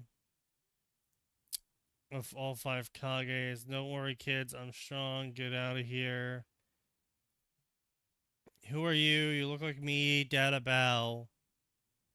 No time. We have to move. We need to get out of here. Nearest town's 5 kilometers that way. What the fuck's a kilometer? Whom do you want to vacate? Naruto asked.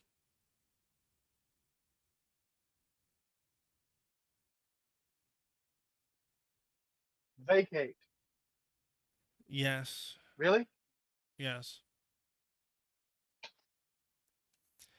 Let's move. We need to vacate from here. Man, did he just like discover the word vacate and now wants to use it everywhere? Yes. Good possibility of that. That's what I was afraid of.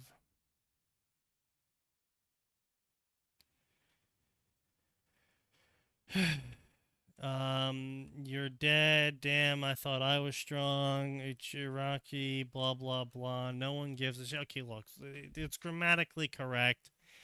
It's just, okay, Jiraiya is now fighting the Otosuki somehow and not losing instantly. Because it's Jiraiya.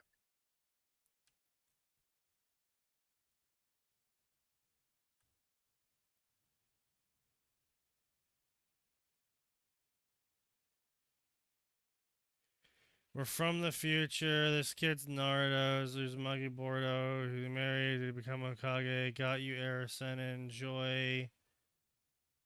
No, give it to me. Choking Naruto. No, you won't. Vessel Momoshiki, you're a nuisance for me. Boruto's karma seal touched his skin and he got a pulse and got a message undetected by anyone. Uroshiki's face twisted into a satisfied smile as he quickly bit the chakra pill he had made and turned the ground under them into a lava pit. He threw Boruto into the lava pit. Good, as he should. Reasonable. Yeah, that's fair. Quite normal. Quite normal. Understandable, even. I would as well. A large chakra spike tried to extract the Kyuubi, but simultaneously doing what he never tried before. Soon a black diamond seal formed on Naruto's left palm, and Uroshiki got satisfied smile. Naruto was confused by the ordeal. He didn't have any idea what's going on. Sorry? Yes, you have become one of them, brat, one of the few who are chosen by fate. With this, you are now above humans. You are more than Jinchuriki. You will realize this, and I will be back to take over. Huh? You're winning. Why don't you push your advantage? Because apparently he's gonna possess Naruto or something. I don't fucking know, man. Plot Is needs this to just a happen. retelling of that one episode? I remember there being an episode with actual time travel. Is this just a retelling of that? Nothing. You know more. what? It might be. Because I remember that's where Boruto got the horn and transformation shit for the Otosuki was from an actual time travel episode. That Like what? No, that wasn't time travel. That just happened. At least in wasn't the there a manga, scene that's where how- he meets Naruto as a young Naruto? that was anime filler, but like the Otsutsuki Oh. transformation just happens, at least in the manga. I don't know what the Oh, anime I thought that's did. where he got The, it. the anime was the anime was significantly better, so I never I don't watched know. the show. All I know is I saw clips and shit, and I remember that's where he got infected from, or corrupted, or I don't know how you describe it. So anyway, Sasuke punches his hand through Uroshiki's heart. No trace. Sasuke wasn't surprised. Momoshiki also did that. He left the comma on Boruto. He found no comma on Naruto though. Blah blah blah, trauma, blah, chakra pills. I need it for my return journey. I'm almost out of chakra. Give me a few minutes.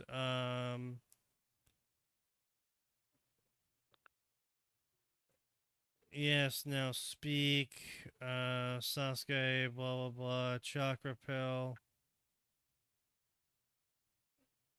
Blah blah blah. Rene Sharingan, Byaku Suru, Flash. Naruto, how many times do I have to say blah blah blah? Stupid research. Oh no, we're late. What jutsu did you just use, Sasuke? It's an ancient jutsu scroll I found in the dark depths of the catacombs of my adventures. By using the jutsu, she made her sacrifices blank without any memories. It will erase the memories of victims as per the user's wishes when they stare at the blinding light. It's literally the Men in Black pen. Oh, it's the neuralizer. Yeah. Touch the turtle now. They touch the turtle. He, foolish vermin, you think you can blindside me? Now who got blindsided? Momoshiki cackled. Sensing Oroshiki was nearby, he sent a message that allowed the survival of another member of his almighty clan. All this while Sasuke was busy. The Kama seal is a compressed genetic code. They impart the seal on a person they deem fit to be their vessel. Over time, the Kama will overwrite their vessel's code with the genetic profile as they turn into the perfect Otosuki. Should an Otosuki be slain, they'll then transmigrate into the new vessel.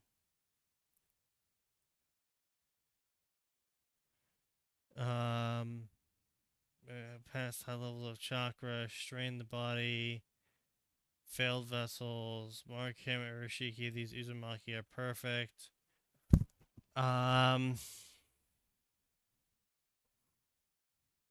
Mark Urashiki did, ate a chakra fruit, injected it into the host body. Jinchuriki vessel, ritual, seal of fate was planted, and Naruto's fate was permanently changed.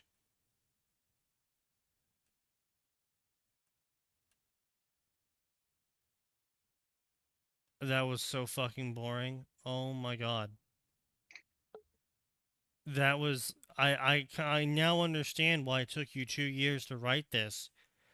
This is nothing. There is no plot hook here. You literally just explained everything to us in the first chapter. First chapter gets to the point too fast. True.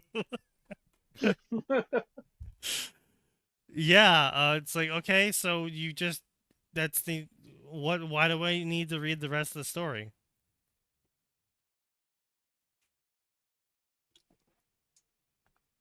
Dude, well, to see how it goes, obviously. But I know how it goes. It's a Naruto story featuring Yeah. Naruto. Naruto's going to become super powerful. He's going to dab on everyone. And then when Urashiki tries to take over his body, he's going to dab on Urashiki. Urashiki's going to go, "No, this is impossible. How are you doing this?" And Naruto's going to go, "Through the power of friendship." And then he's going to beat up Urashiki, and then he's even going to be even stronger because he's going to, like, I don't know, unlock some sort of extra power for beating up Urashiki or something. I don't fucking know. No, that sounds It's just- accurate. Yeah, I already know where this story is going to go. I already know what's going to happen. Now that they've told me that the whole point of this seal was to possess Naruto by turning him slowly into an Otosuki, I don't need anything else. That's all I needed. So I don't need the rest of the story now. Just skip to the part where Shiki gets beaten and Naruto is God. Like, oh,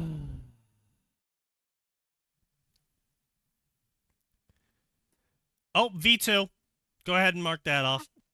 Oh Nice. boy. Yep. Nothing is true. Raising. Everything is permitted. Edgy. Go ahead and mark edgy off. Oh, Fucking Assassin's Creed. What is real? What is not real? Is she going is she turning crazy, or are there other powers at work? One thing is clear. Konoha will get to the bottom of this and maybe change the ninja world. Self-insert OC, Third Shinobi War, new and improved V2 version. I fuck Obito because I'm a psychotic fangirl. Oh, good lord. So typical fangirl, yes. Yeah. To the shock of nobody.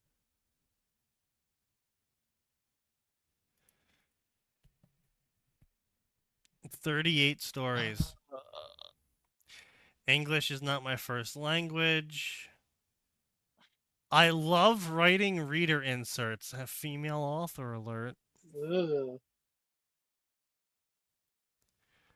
I'm also on Wattpad, AO3, Tumblr, DeviantArt, and TikTok. I bet you are. I bet you are. And you know what? They're probably 15 years old too, because they joined in 2022. So they're probably like 15, 16 years old. I totally...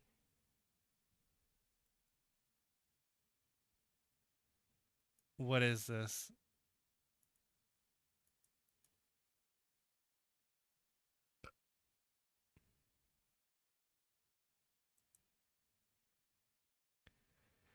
My works are copy protected. Oh, they're German. Of course they think their works are copy protected. That makes so much Is sense that like now. a trend that they genuinely think it's protected or something? It's a thing, yes. That's adorable. You think your Naruto OC belongs to you. That's precious. It doesn't. See, Danny Phantom. Oh, Danny Phantom times female self-insert sassy half-ghost magical ghost girl. Oh.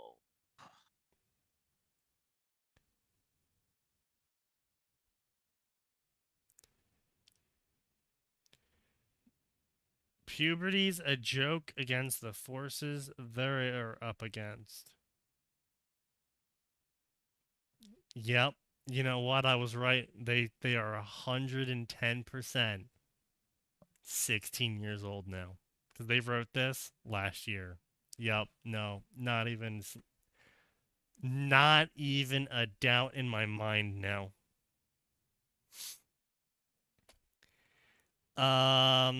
Shadow Monarch times female self-insert solo leveling, of course.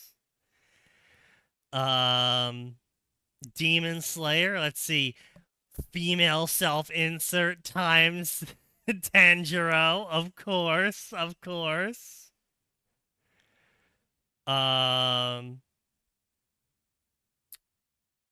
Let's see, Maiden of the Moon, another Demon Slayer story where female self-insert fucks Tanjiro. And for some reason, Zenitsu gets with Nezuko. That's just wrong. That's just disgusting. No. Hang on. That's canon.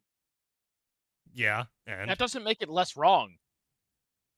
You mean the canon were post like 1,000 years and shit? 1,000 years? What the fuck you mean 1,000 years? Wasn't there like a post end thing where like they're all modern day and shit? No, there's after the ending there's an epilogue where it's like I think 5, maybe 10 years at most later, and Zenitsu and Nezuko got married. Disgusting. Ugh. What if Koki Shibuko had a pupil who he taught the original moon breathing to before he deserted the Demon Slayer Corps? She was somebody with born no for moon these breathing. reasons. Yeah. That is the answer to the question. Well, then someone with no moon breathing. Damn, that's crazy. I can't believe we already answered that question. We didn't even need to get into the story. Impressive. Right? Female self-author insert into the story. Get isekai'd into Attack on Titan. Cruel joke. Sadly, this my fate. Question now was, do I try and fix Attack on Titan? Is there a correct way to live in this cursed life? Yeah, bitch, there's a correct way to live. It's called survive. Female self-insert times Aaron. So that's a to mistake. fix Attack on Titan,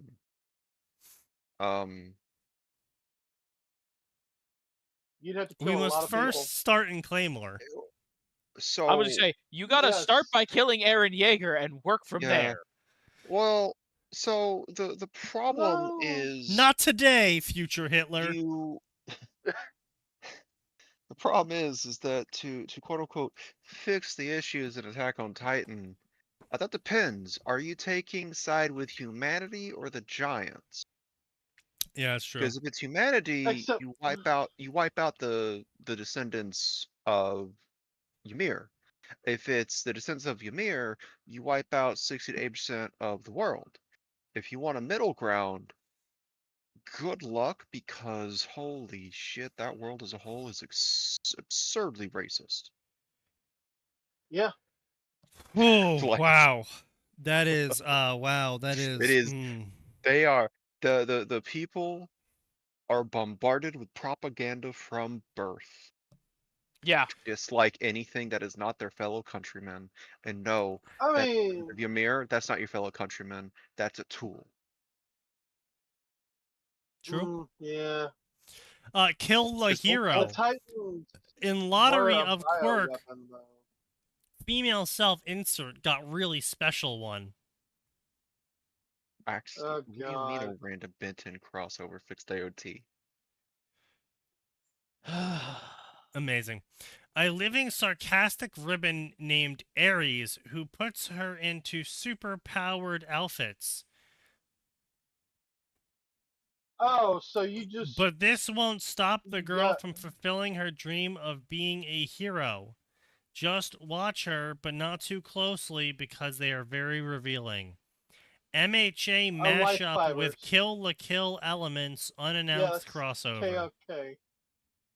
Yeah, that's literally just Ryoko's... Female whatever little self-insert suit is times made. Izuku. Ochanko times Katsuki. That's wrong. You're wrong. Die. That's cursed. Man, I do not know what is with women and pairing an abuser with any of them. Well... That's wild. You see, it is a deep psychological issue called I can fix him itis. I honestly don't. I don't think that. I don't. I mean, I don't know what sign. I Let's don't be think clear. so. That's not like some magically exclusively female thing. There's tons of No. dudes You who think go I can in fix for the her? goth girl. Yes. Well, no. The goth girl isn't fix Hang her. on a That's second. actually No, make they her go in. worse. You know what I mean. Goth Don't use dummy the term mommy. goth girl, because that's making an assumption about people that's not necessarily true.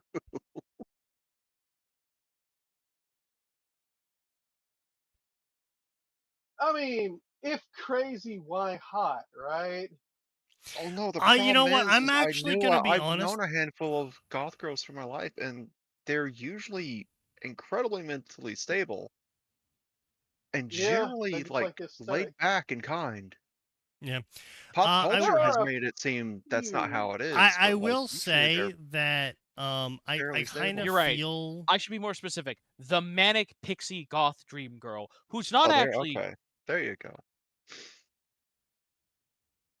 I was gonna say I think I see more guy relationships not on the I can fix her scale, but on the I can dick her scale. Of Yeah. she's gonna still be crazy, but she's just gonna be my little crazy gremlin. Yes. Yeah, that sounds about right. That is a man thing. Yeah. Women, it's I can fix him. Men, it's I can keep this crazy bitch to myself. Turns out, no, Yeah. you really can't. Yeah, well. Even if you can, they you don't both actually fail want for to. different reasons. Yeah. But no, I mean, typically when I see the whole I can fix him stories from women, it almost never actually is an I can fix them story, like that. I think this is the difference again between the male and female pursuit in terms of narrative writing, because in the male story, the end goal is that the woman cares about him. Yes. In the female story, I can fix them is used as the initial stepping stone to get the relationship going, and then basically it's never brought up again unless they need a drama point for them to yell at each other about, and that's pretty much it. Because the entire rest of the story just devolves into a raunchy sex fic where the girl gets abused but then makes excuses for her abuser because she's helping him or something. Yes, because the truth is she never actually wanted to fix him. She liked him being that way. And if she fixed him, he'd then be broken and not attractive. Pretty much. And it's more just she wanted herself to be like some sort of special exclusion to their issues. She wanted the bad boy, but she wanted to get smacked around a little. Like, I mean, yeah, it's like, I mean, like, look at all the Draco times Hermione stories. I have never seen back in the day, I used to go to the end chapter to see where these fucking stories left off at, and almost never, next to never in these stories does Draco actually come out of the relationship with Hermione being a less terrible person. No, never. Of course not. And it's usually just Hermione getting the shit beat out of her, and she gets abused and locked up in a dungeon and then sometimes raped, and then eventually Draco realizes that he actually cares for her. All this sex they're having means he actually loves her, and she's just like, oh, I'm glad you finally realized the truth, Draco. You love me. And he's still an actual racist, rapist, murderer, terrorist, but he at least loves her. But he's her asshole, rapist, murderer, terrorist, and loves her. Yes. Yeah. So there's and then in the guy's end of the story, it's like, oh well, yeah. At the end of the story, we're gonna have like sex 9 times a chapter. Possibly a child is in the epilogue. Also, that's another thing I've never noticed about women's stories is I've never noticed an epilogue in where there's a child present. That's because the child is nothing but a drag on the relationship. Yeah, which, I'm aware. I mean, I want to be clear. I agree with. Well, hang on. Let me. What's the story with There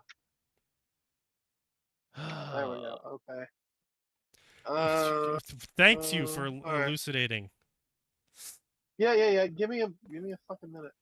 I'm trying to figure out the author of this. Digidestined of Faith, a Digimon story featuring self-insert female author. 3 favorites. My Hero Academia, featuring self-insert female author. Where the self-insert female author has witch powers, and she moves from Germany to Japan and starts to have sex with Izuku. There we go.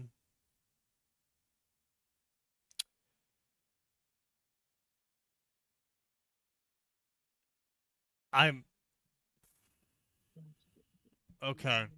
That's wild. That's wild. That is wild. Coffin of Andy and Lele. Self-insert female author times Andrew.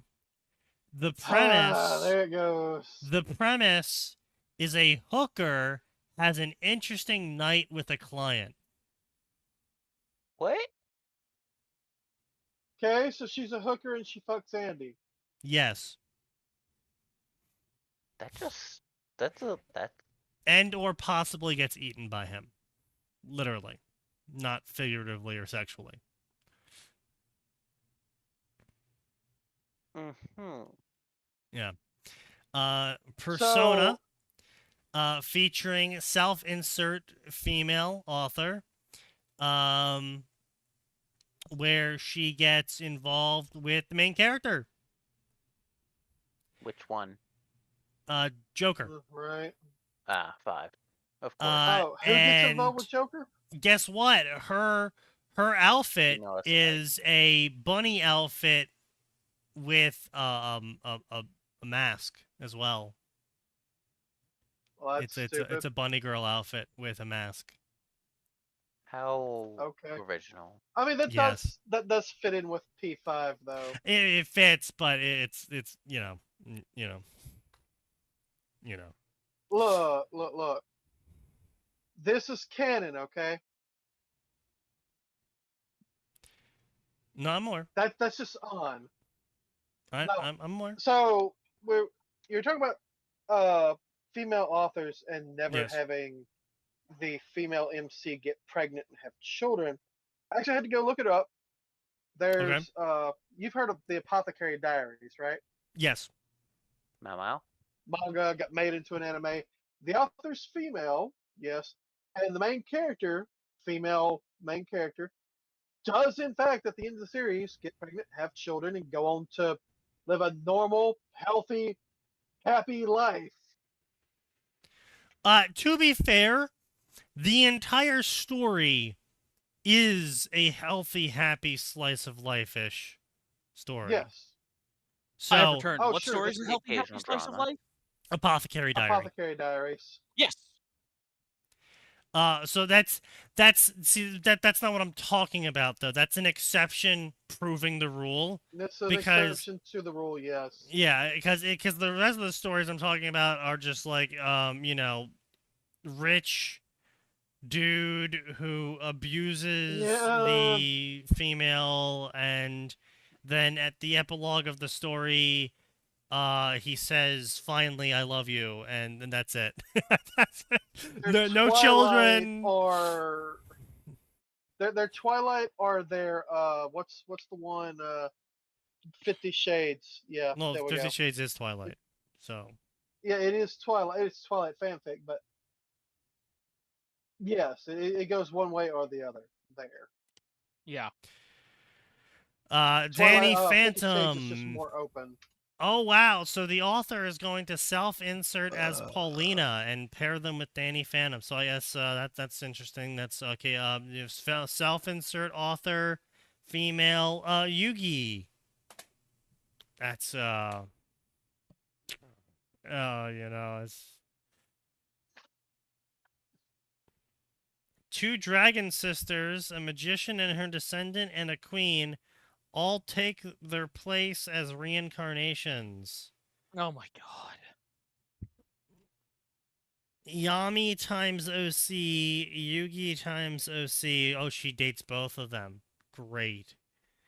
Seto Kaiba times Reborn Kisara, and Anzu times Reborn Mana. Of course, why not? How to this drain is your gotten dragon. us I'm sorry, how to drain your dragon? No, sign, that's your weird porn. You should write that I- as an I April heard Fool's that as a story. T, not a T. You need to write that for April Fools and post it as your next story on your snippets for April okay, Fools. here's How to Drain Your drain your Dragon. dragon. No, Sneaky, here's the problem. The Staleys will then pay him to write that. Oh, he can just refuse. He's not contractually required to take their money. I mean, look, dragon girls are a long time thing. Yeah, but how to drain your dragon is not a dragon Sounds girl. like it's a dragon boy, not a yeah. dragon girl. Yeah. I mean, He's gonna be dragging them nuts on your face. I would There- say we there all you know go, I Sign mean- is not brave enough to write Dragon Boys. So that's what you need to do. No. Sign. You need to fuck the audience. Sign. You've already cucked the audience. Now you need to fuck Now the you need to audience. fuck the audience. Sign. You have to gently hold them down, look them in the eyes, And drain and the go through dragon. back door. God. So all of this has given us OC times canon at least, right? Oh yeah, all of this is yeah. Obviously, OC times canon. Several times over. Yeah. I don't have that, but I know it's somebody. Might Also, have it, at female least. author syndrome. Some of the stories were also very just female author syndrome, even if they Oh weren't, yeah. Yeah. Female author. Wasn't there a couple of uncomfortable? Have we got an gaps OC times too? canon yet? Walter Oh Bailey. yeah, I just said OC times canon. Yeah. Okay. What Barely about Barely? fetish. This guy. Oh, Not we got- really. No, Not really. barely fetish yet. It's Okay. just female author syndrome and OC times canon. Bad Didn't we have grammar? uncomfy age gap? Did that stop? Did that?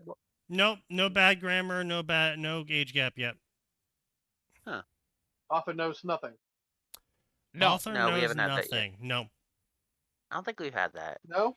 I can bet there's people out there on IO3 or Tumblr who have written Hiccup times Toothless stories. Oh, bro, on FFN. Bro, Yeah. Hiccup times no Toothless shit. is possibly one of the most popular pairings on FFN. That's awful. Yeah. I have almost seen more Hiccup times Toothless stories than Hiccup times Astrid stories. Astrid, right? Oh. It's fucking awful. Yeah. Yeah. You people are You would diseased. rather fuck the lizard than the hot blonde. Yes. Okay. Sign. That's the Sign. problem. You know, maybe they tuned in for How to Drain Your Dragon instead.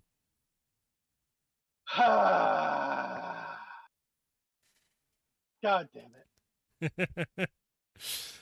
Hiccup times OC. think Well, magical dragons like No way! Oh my god! If we D&D. did not, does this mean that author has Astrid watching the corner? Yes, because this is we're about to actually. So the author wrote it. The author did it. As we're all joking about it, the author did it. Hiccup has many regrets. No. His marriage is a joke and his kids hate him. So he finds the author female self-insert who also has a Night Fury and they have sex. Wait. The Night Fury? The Night Fury has sex with the he author has female sex- inserts Night Fury. Okay. Well, Okay. hold on, wait, That- what? No. Yeah, so the author no, female that's- self-insert has a Night that's better. Fury, and Toothless has sex Yes. with their Night Fury, while the author female insert has sex with Hiccup. Has sex with Hiccup. Okay, okay. I thought you were.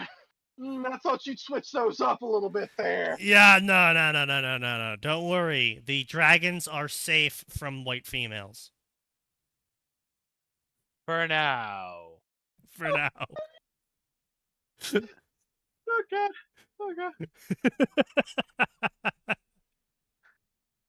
How to Drain Your Dragon, featuring Astrid.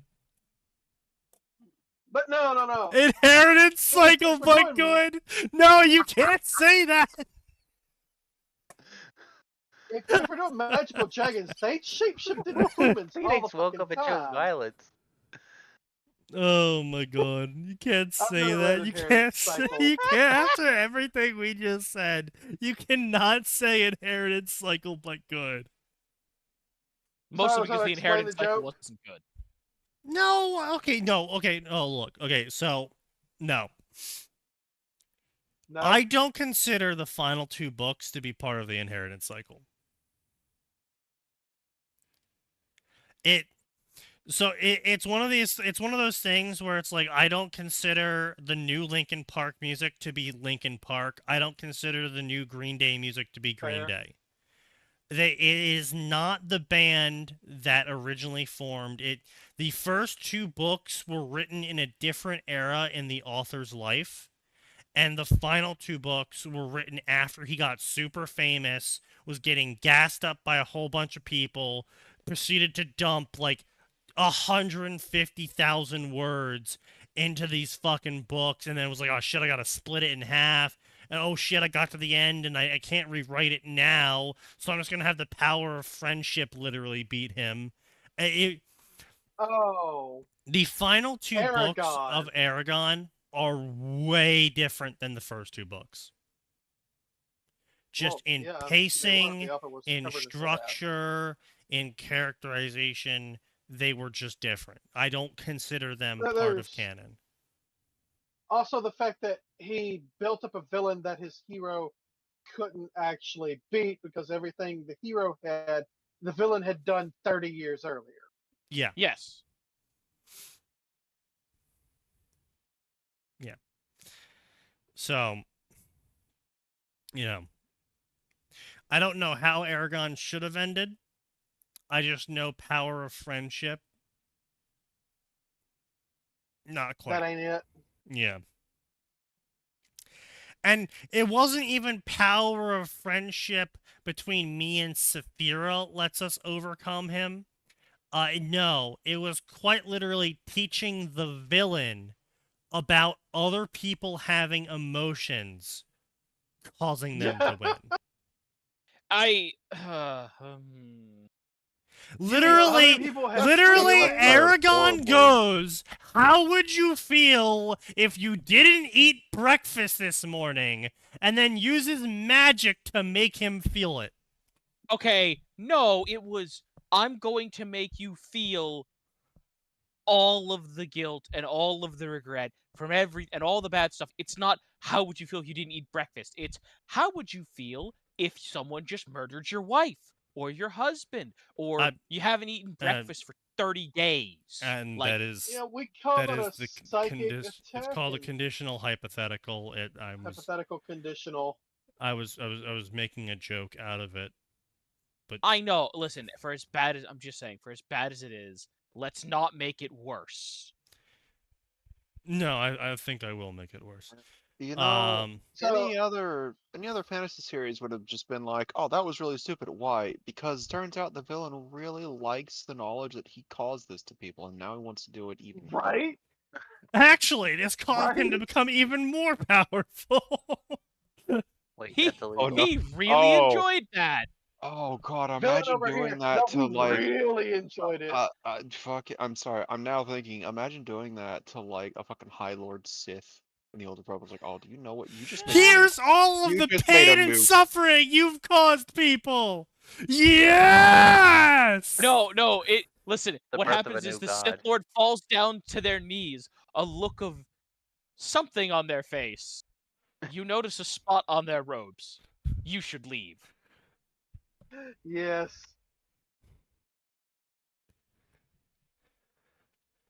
But yeah, no. The first two books, I enjoyed the first two books. Are they masterclasses? No.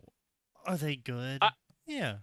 They're okay. I have very positive feelings associated with the first one. Yeah. I think I would put them. They're honestly above the level of like they're not a junk food story. I put them above a junk food story. Like, I think Aragon is so real for finding this fucking magic rock and being like, yo, dude, I could totally sell this for, like, money. Fair.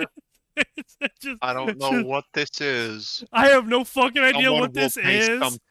But I'm hungry, I need food, and this rock looks expensive, so I think someone will buy this. Maybe we can splurge on the good meat this week. Yeah. Oh, guys, we don't have to go hunt it. Now, also, I wouldn't call the Aragon books junk food. Like, they're young adult, and they're good if you're in middle and high school. They're solid in technical ability as well once you get past that. I would say listen.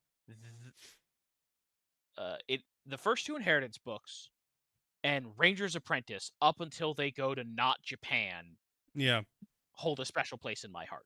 Yeah. Of like, hey, these are some pretty solid books to go back to. I mean, I So, also are they just gay? generally liked the world building. Like, oh, why do the elves who are effectively immortal and have superpowers? Why do they not progress beyond the trees? It's because actually they can feel the pain of everything that is living, and so they don't like causing pain and conflict in general. And also they reproduce hyper slowly. So even if it takes 100 soldiers to kill one elf, that's 100 soldiers humanity has to use. Yeah. And the elves don't.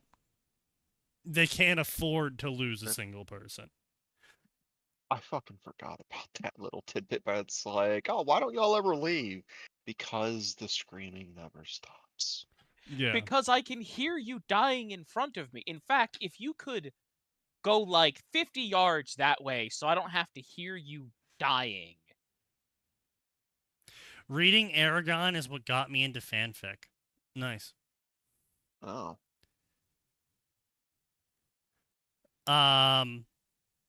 But no, I mean it's Aragon and Eldest were really solid books. I wouldn't give them more than a 7, but I liked them. I liked that Aragon was actively punished for being an impulsive, reckless teenager. Yeah.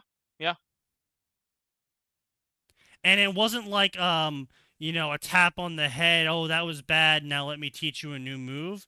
It was, you did something stupid. Braum dies now. It's like, oh. I hated seeing Brom die. That sucked. Oh, no, definitely it sucked, but I mean, it for the time it came out where everyone God damn it, Max. refused.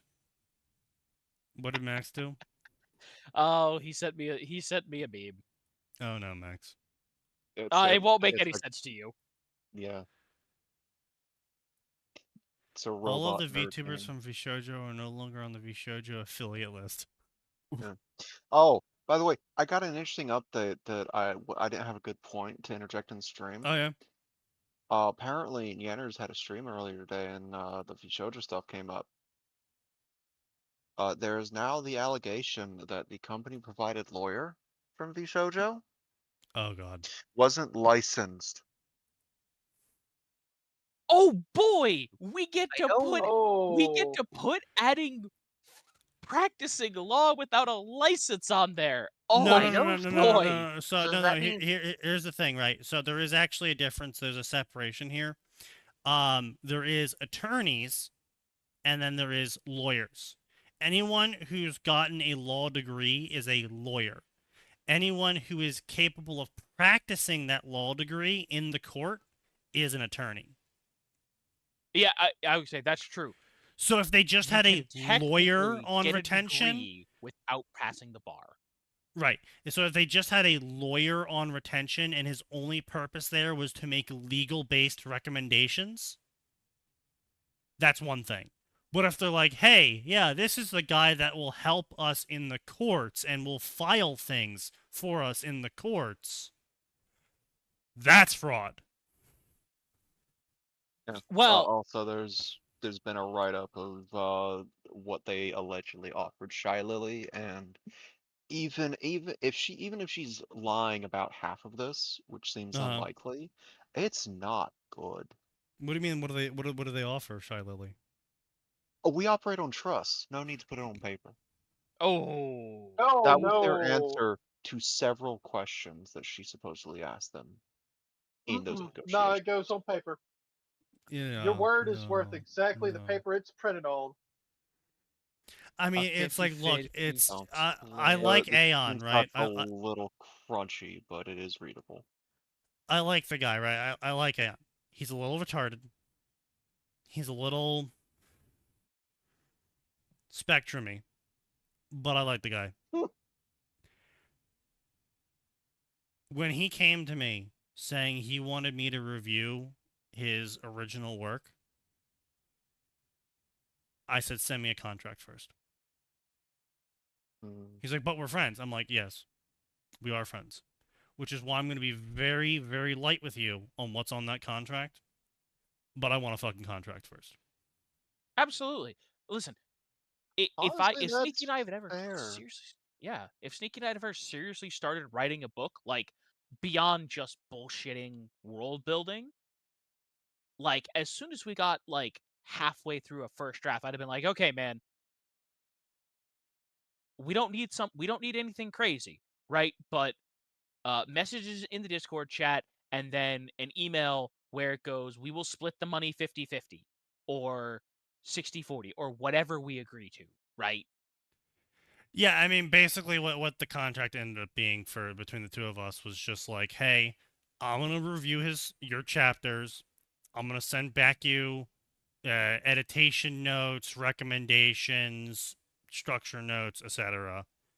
And then, if ever published, he would send me X amount of money after a certain threshold is reached on his end. That's fair. Yeah. Like I said, look, we're friends. I'm not demanding money up front from you. But, so, I'm not going to sit here and not get money from something if you do become popular off of it. Mm-hmm. It's like, if you're going to put in No, some it's effort fair. to help the guy, you kind of have some level of, like, right to ask something back down the line if it does work out real well. Yeah, and this just avoids the whole issue of, like, down the line, if he ends up, somehow pulling a fucking, Beware of Chicken, right? Somehow ends up pulling off a Beware of Chicken, is pulling in hundreds of thousands of dollars a year. And I go to him like, hey, man, I did edit that story for you. Can I get some of that money for that story that only worked because I edited it? And, then it's not I'm just coming for you because now you're popular. It's we kind of had this agreement. Yeah, we had a deal. We had an agreement, But if you never go anywhere with it, I'm also not charging you anything. So Yeah, no, I would say that's fair. That's a perfectly good deal to me. Like, you get someone who is, let's be clear. Yeah. For someone who doesn't do it professionally, I would say a pretty good editor, right? I don't know if I could do this professionally. I mean, listen, you As very well someone might who be wrote able. with you, no, Yeah. you can't. No. I'd kill someone. Yeah. It's not even that. There are several things where Sneaky would edit a chapter for us, and then I'd have to go in and fix a number of things that he either missed or fucked up in his editing. Yeah. You could say give him he's good that. at it, and I sit here and roll my eyes and be like, yeah, good. That's the word we'll use. No, okay, so if you've seen the before and after of Gray chapters, of chapters that Gray wrote and posted, and then chapters that Gray wrote and I edited and then we posted, way different. Also way more popular, just to be clear. Yeah, well, unfortunately, we chose to do our co-op in Dark Souls, which is not a very big section to begin with. Well, I mean, yeah, but though, I'm biased against you in this because I was the one that had to fix your fuck ups even when you were supposed to be fixing the fuck up. Right. Yeah. Well, I mean, we were writing at like 3 a.m. Yeah, but the revisions and edits were made like at 6 p.m. the next day or the day after. I mean, yeah, that's fair. Yeah, I guess.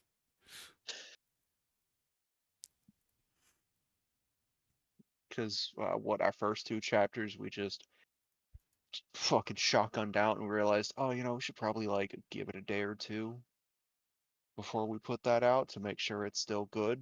Because the massive rewrite we did of chapter 1.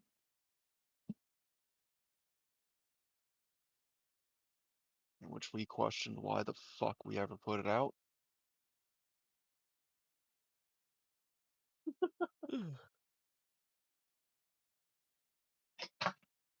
Yeah, to be fair, that's rough. But This is just pain. This is just pain watching this author, 'cause they got 38 stories of just horny. And One Punch Girl. I am One Punch Girl in the world of My Hero Academia. That's fucking dumb. Yes, yin and yang, balance is key to the world, so why wouldn't the Avatar have an opposite? In a world where Rava and Vadu merge with humans, the Avatar and the demon try and keep the peace. But Aang and female self-insert of the author are their current incarnations and wake up 100 years in the future. How will they learn the 4 elements together and defeat the Fire Lord? Katara times Zuko. Of course. Wouldn't the Avatar's opposite be someone who can't bend at all? First off. I mean, you would think, but no, that was what they did in Korra, was the Avatar's opposite is just, it's the fucking Avatar, but evil. It's for chaos, and chaos is evil. I am the Chaos Avatar. Yes. The Cavatar? Literally. Yeah, no, I know. I'm the Chaos Avatar. Well, what's your platform? Chaos. Can I just get John? Can I just get John Delancey? Can I just get John Delancey, please? Yeah, no, I mean, it's just, I mean, what would be the balance to the Avatar? I guess, like, someone who, like, is an Avatar null who, like, cancels out bending in an area around them? Yeah. You'd have to cancel out chi and everything else, and yeah, no. Yeah. That just doesn't work. There's a lot of logistics to account for with something like that. Yeah. Especially against earthbenders. Waterbenders too, but mostly earthbenders. Yeah.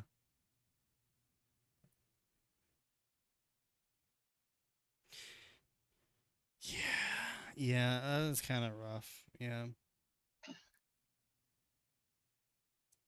Anomaly, Final Fantasy VII. Guess what it is? That's no. right. Female author Self-insert. Female author. Isekais. Or is she she's Aerith. Anomaly. While her older brother Zack rises through the ranks of soldier, Dalla Fair is the biggest idol in Midgar. Oh no. Let me guess, she's dating Cloud. Yep, and she's dating Cloud. Now the Whispers are trying to kill Dalla, and the brother and sister pair must Unravel?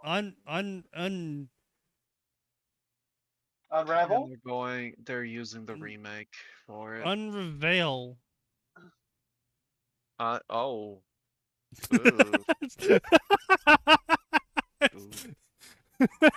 That's I don't know how they got that word. How did they get that spelling? Oh. Yeah. But no, don't get me wrong. Remake was good. I liked it. No, I liked it. It's just I don't trust them to use the Whispers in a way that's interesting. True. No. The Whisper's trying to kill Dahlia, and now the brother and sister must unreveal the Shinra dark secrets and why Dalla is anomaly in the eyes of spectral beings. That's right, she doesn't belong in the live stream, guys, because she's an isekai. Well, yeah, you weren't in Aerith's first playthrough, so she looks at you and go, "You don't belong, you gotta go." Aerith turns to you, her eyes go blue. You don't belong here. Go back home. Oh no! In perfect English. In perfect English.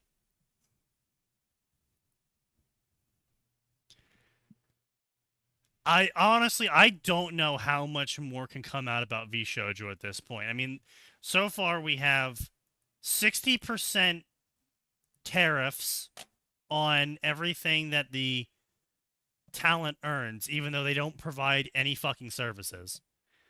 Oof. Despite that being the main point behind Shoujo. That's baffling. Oh, did you see the part about Silverware going under an aggressive NDA and shit? Yeah, They I were- heard about that. Oh, Yeah, and- yeah, I heard something about the NDA today, of like, oh, they can't decry the company. I'm like, okay, that NDA is They even not had her legal. mom sign the You- NDA. Okay, but here's the problem. That NDA, anything like that, is not legally enforceable. There are certain, as far as the United States V-Shoujo members are concerned, there are literally certain legal obligations and rights we cannot sign away. Period. Yep. Wage theft is not covered by the NDA, and that's what they've been doing for the past year for several talents. It gets on even worse ENJ than that. sites. It's the money they funneled into their supposed merch dealer was all stolen by the merch dealer. Oh. Oh no. And this is a personal contact of some V-Shoujo employees. Uh-oh. Yeah. Oh. Guess who's So about it to be wasn't under one of investigation the- with the merch dealer?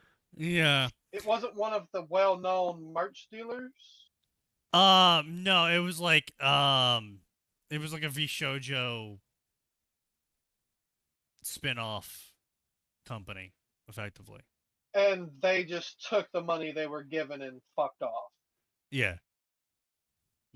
Sounds like it. Okay. Yeah, That's a hanging. V-Shoujo wants 5% of any deal Shy Lily makes without V-Shoujo. I keep in That's mind. not how that Oh. works. For That's now, bullshit. these are allegations, but Shy Lily says she's got the receipts, and I don't see any reason for her to lie about something like this. So Shy Lily and- Lily has never been caught with her pants down. She's They've also gotten never fucked over been the caught with most their by pants the. down. Hasn't she been fucked over the most by the industry as a whole? Effectively. Yeah. Well, over the Like, no, I union wouldn't say aside the from Gura, most. She is definitely a top contender. Yeah. I just know she 'Cause got we in a know- lot of incidents and whatnot. Where she kind of got hammered. But yeah, Yeah, because we know Gura's got the top slot on getting fucked over. No, not even then. no. Doki. Doki definitely Doki. is the most Niji fucked over Sanji- VTuber. For as fucked up as V-Shoujo's situation is, Niji Sanji is generally far worse because for the longest while they had a known or at least accused sex pest in their employment. No, Yeah. it's And they actually worse than you think. So, it's not even that. Oh, Doki lost possibly around $500,000 on projects that Niji Sanji prevented her from doing. that. And while Yep, sounds while right. Gura was similar in that regard, and where management only came in and at the end to cut off the project that she spent her money on and not management's money on, Gura at least got money from subs, and her merchandise. Niji Sanji gave 1% to their talent. Yeah. Ugh. Niji Yeah. Sanji was very greedy. They didn't get their play buttons and shit. Like that Yeah, went Niji straight to the Sanji made a table of play buttons of their talent, and whenever the talent would ask for their play button, they would just get sent a picture of the play button. company. No. An NFT of their play button. I'm gonna be honest. That would be a hilarious joke of like, I can't believe we did this, and the next day is an actual package. Like, oh, that's the actual play button. We were just being dickheads. Yeah, we were just fucking with you. It was a joke. Niji didn't do that. No. They're like, no. We aren't doing this for fun. We're doing this because fuck you. We are mounting your play buttons upon our wall like successfully hunted trophies. I thought the one dude was using them to line his yacht. No. That was kind of the joke. That was just a He's joke. armoring his He's the yacht. owner. He's the owner of Niji Sanji. And yeah. Yeah. You see, he needs to buy his 7th yacht. You don't understand. The 7th yacht's very important. It's a, very powerful number of yachts. But yeah, no, like some of the shit we've heard from Doki about like the money she got fucked over, like when she was Niji wasn't paying half the people that were working on some of these projects, so Doki had to shell out the cash herself and whatnot. It was egregious, and that was just on top of the other shit show that was kind of boiling under the surface with Niji. Yeah, that sounds fucked. It's why, like I said, why I said I don't know if I said it on your server, but I said it on the SDM, how like Niji-san, Visho is trying to be like a bootleg bootleg Niji. I can't speak. Bootleg Kuro Sanji. Yeah. They were basically trying to be bootleg, because for all intents and purposes, as shitty as Vishojo is, they will never really beat Niji. Just from the sheer dint of drama and... No, they still could. The Oh, only thing that I think the it'll only be a thing lot that harder. makes JoJo one They step could above still do Niji is that more. Niji has continuously protected an alleged sex They pest. finally Yeah, got rid of except Aster. They didn't fire him explicitly or something. Like, they worded They it weirdly. separated from him amicably. Yeah. Yeah.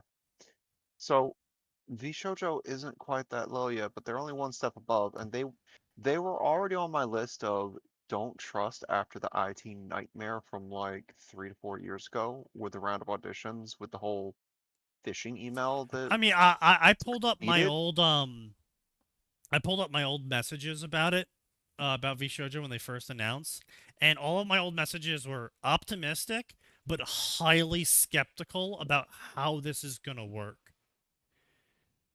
Because the whole point of VShojo was that the talent shows up with all of their shit already, and that VShojo just provides a umbrella corporation for them to operate under, so they can basically do all the negotiations for the more complex shit that a lot of people wouldn't know about for them, and then just be like, hey, do you want to do merch now? Here's the prices for the merch. This is how fast it's going to come out. This is how much we can make. Like, that was the whole point of VShojo initially proposed. Mm-hmm. And it was not that. and again, initially I was kind of like, okay, I'm kind of supportive of VShojo if they keep to doing what they're doing right now, and where they don't seem to be infringing upon their talent. I think they're fine. And then so Nux happened. yeah. Also, Killionaire, again, we know what Vishojo has done so far publicly. That is still one step above some of the awful shit that Niji Sanji has done.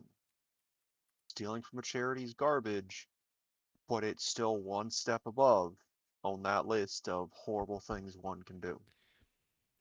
They fucked over donations to a charity. Okay, so legally they're not required to give any money to charity. Yeah, that's a moral issue. No, hold on. If you are taking donations and explicitly saying this is going to charity in America, No, in America, no, you are give... not required. You're not required to hand over any money to charity in America. You are, however, required to prove that all of the money you collected went towards operating costs of the the foundation that was collecting the money for the charity.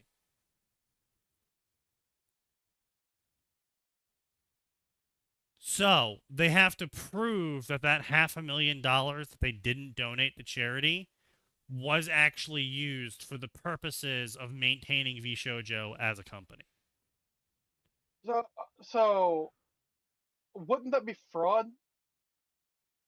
Yes, if they can't, if they come up with a receipt saying, oh yeah, the reason why we couldn't donate this money to charity is because we paid our CEO $500,000 bonus, yes, that's fraud. But if they come up and they were like, okay, look, so the charity, it cost $150K to put on because we got a whole bunch of like actors who came in and they wanted some money to come in and give a speech or something, and then to do deals with these people at these times, and then we rented this area and we had this billboard going on. The costs can build up. Now, again, I'm not saying that's true in VShojo's case because they didn't do fucking anything. Mouse did everything. There was no costs on VShojo's end. So, yeah, it's going to be really hard for them to prove that they had to have that money for operating costs because there were none.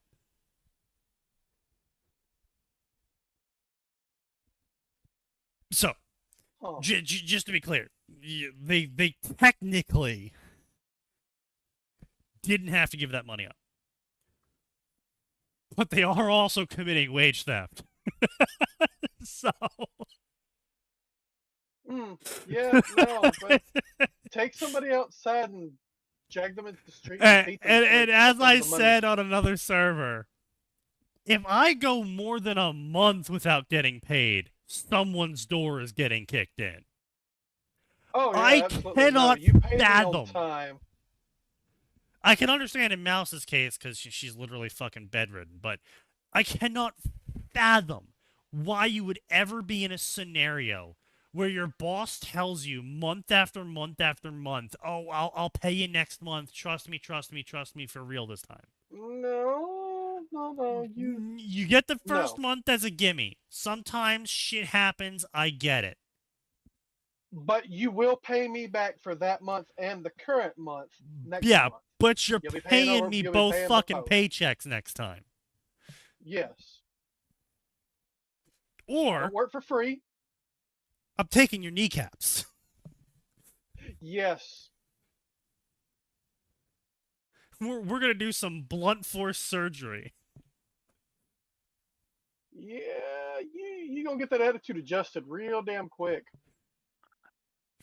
You will find the money. I'm gonna do some free chiropractic work.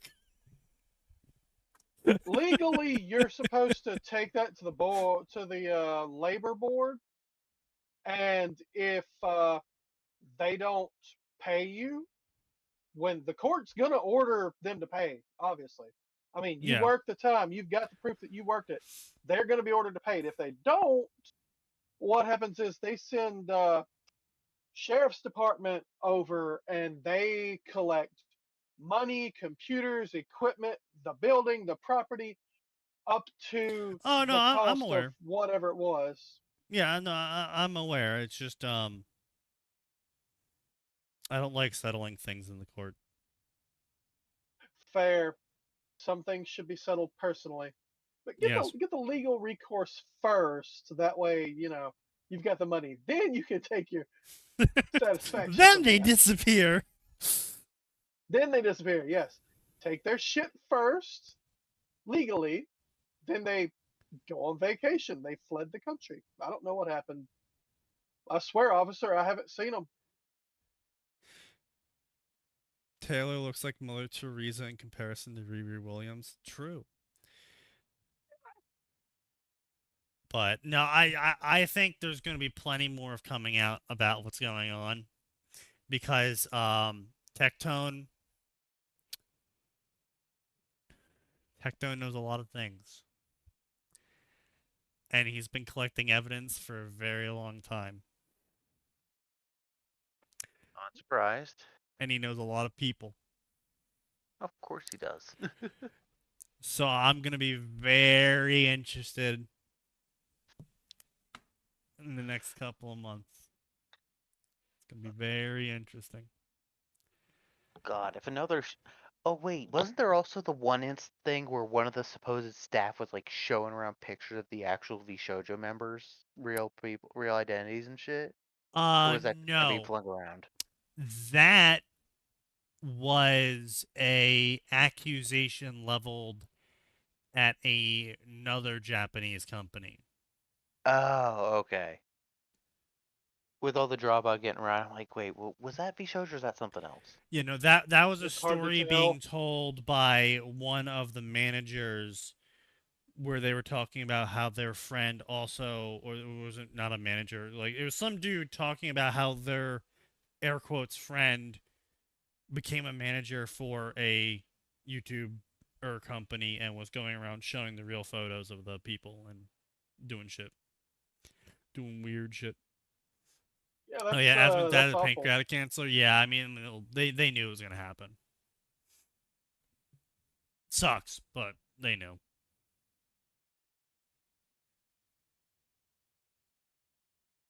But you know, also Aspen's dad's like 75, 80. He's already at that age of just might die tomorrow. Which I'm not downplaying it. I'm just saying, you know, it's a great time to get cancer at that age, because you're already gonna die of everything else. I'm not saying it's great to get the cancer. I'm just saying at that age, if that's when you get the cancer, you know, it's better than getting the cancer at 50. True, but 30. I'd rather not get the cancer at all. Oh, sure, but you don't really have a choice. Unfortunately. Just got off the I sick choose bout not of to pneumonia. get cancer. Yeah, I will simply choose not to get cancer. Thank you. I selected cancer false on my opted out. questionnaire. Yeah, I've I opted out on the sheet.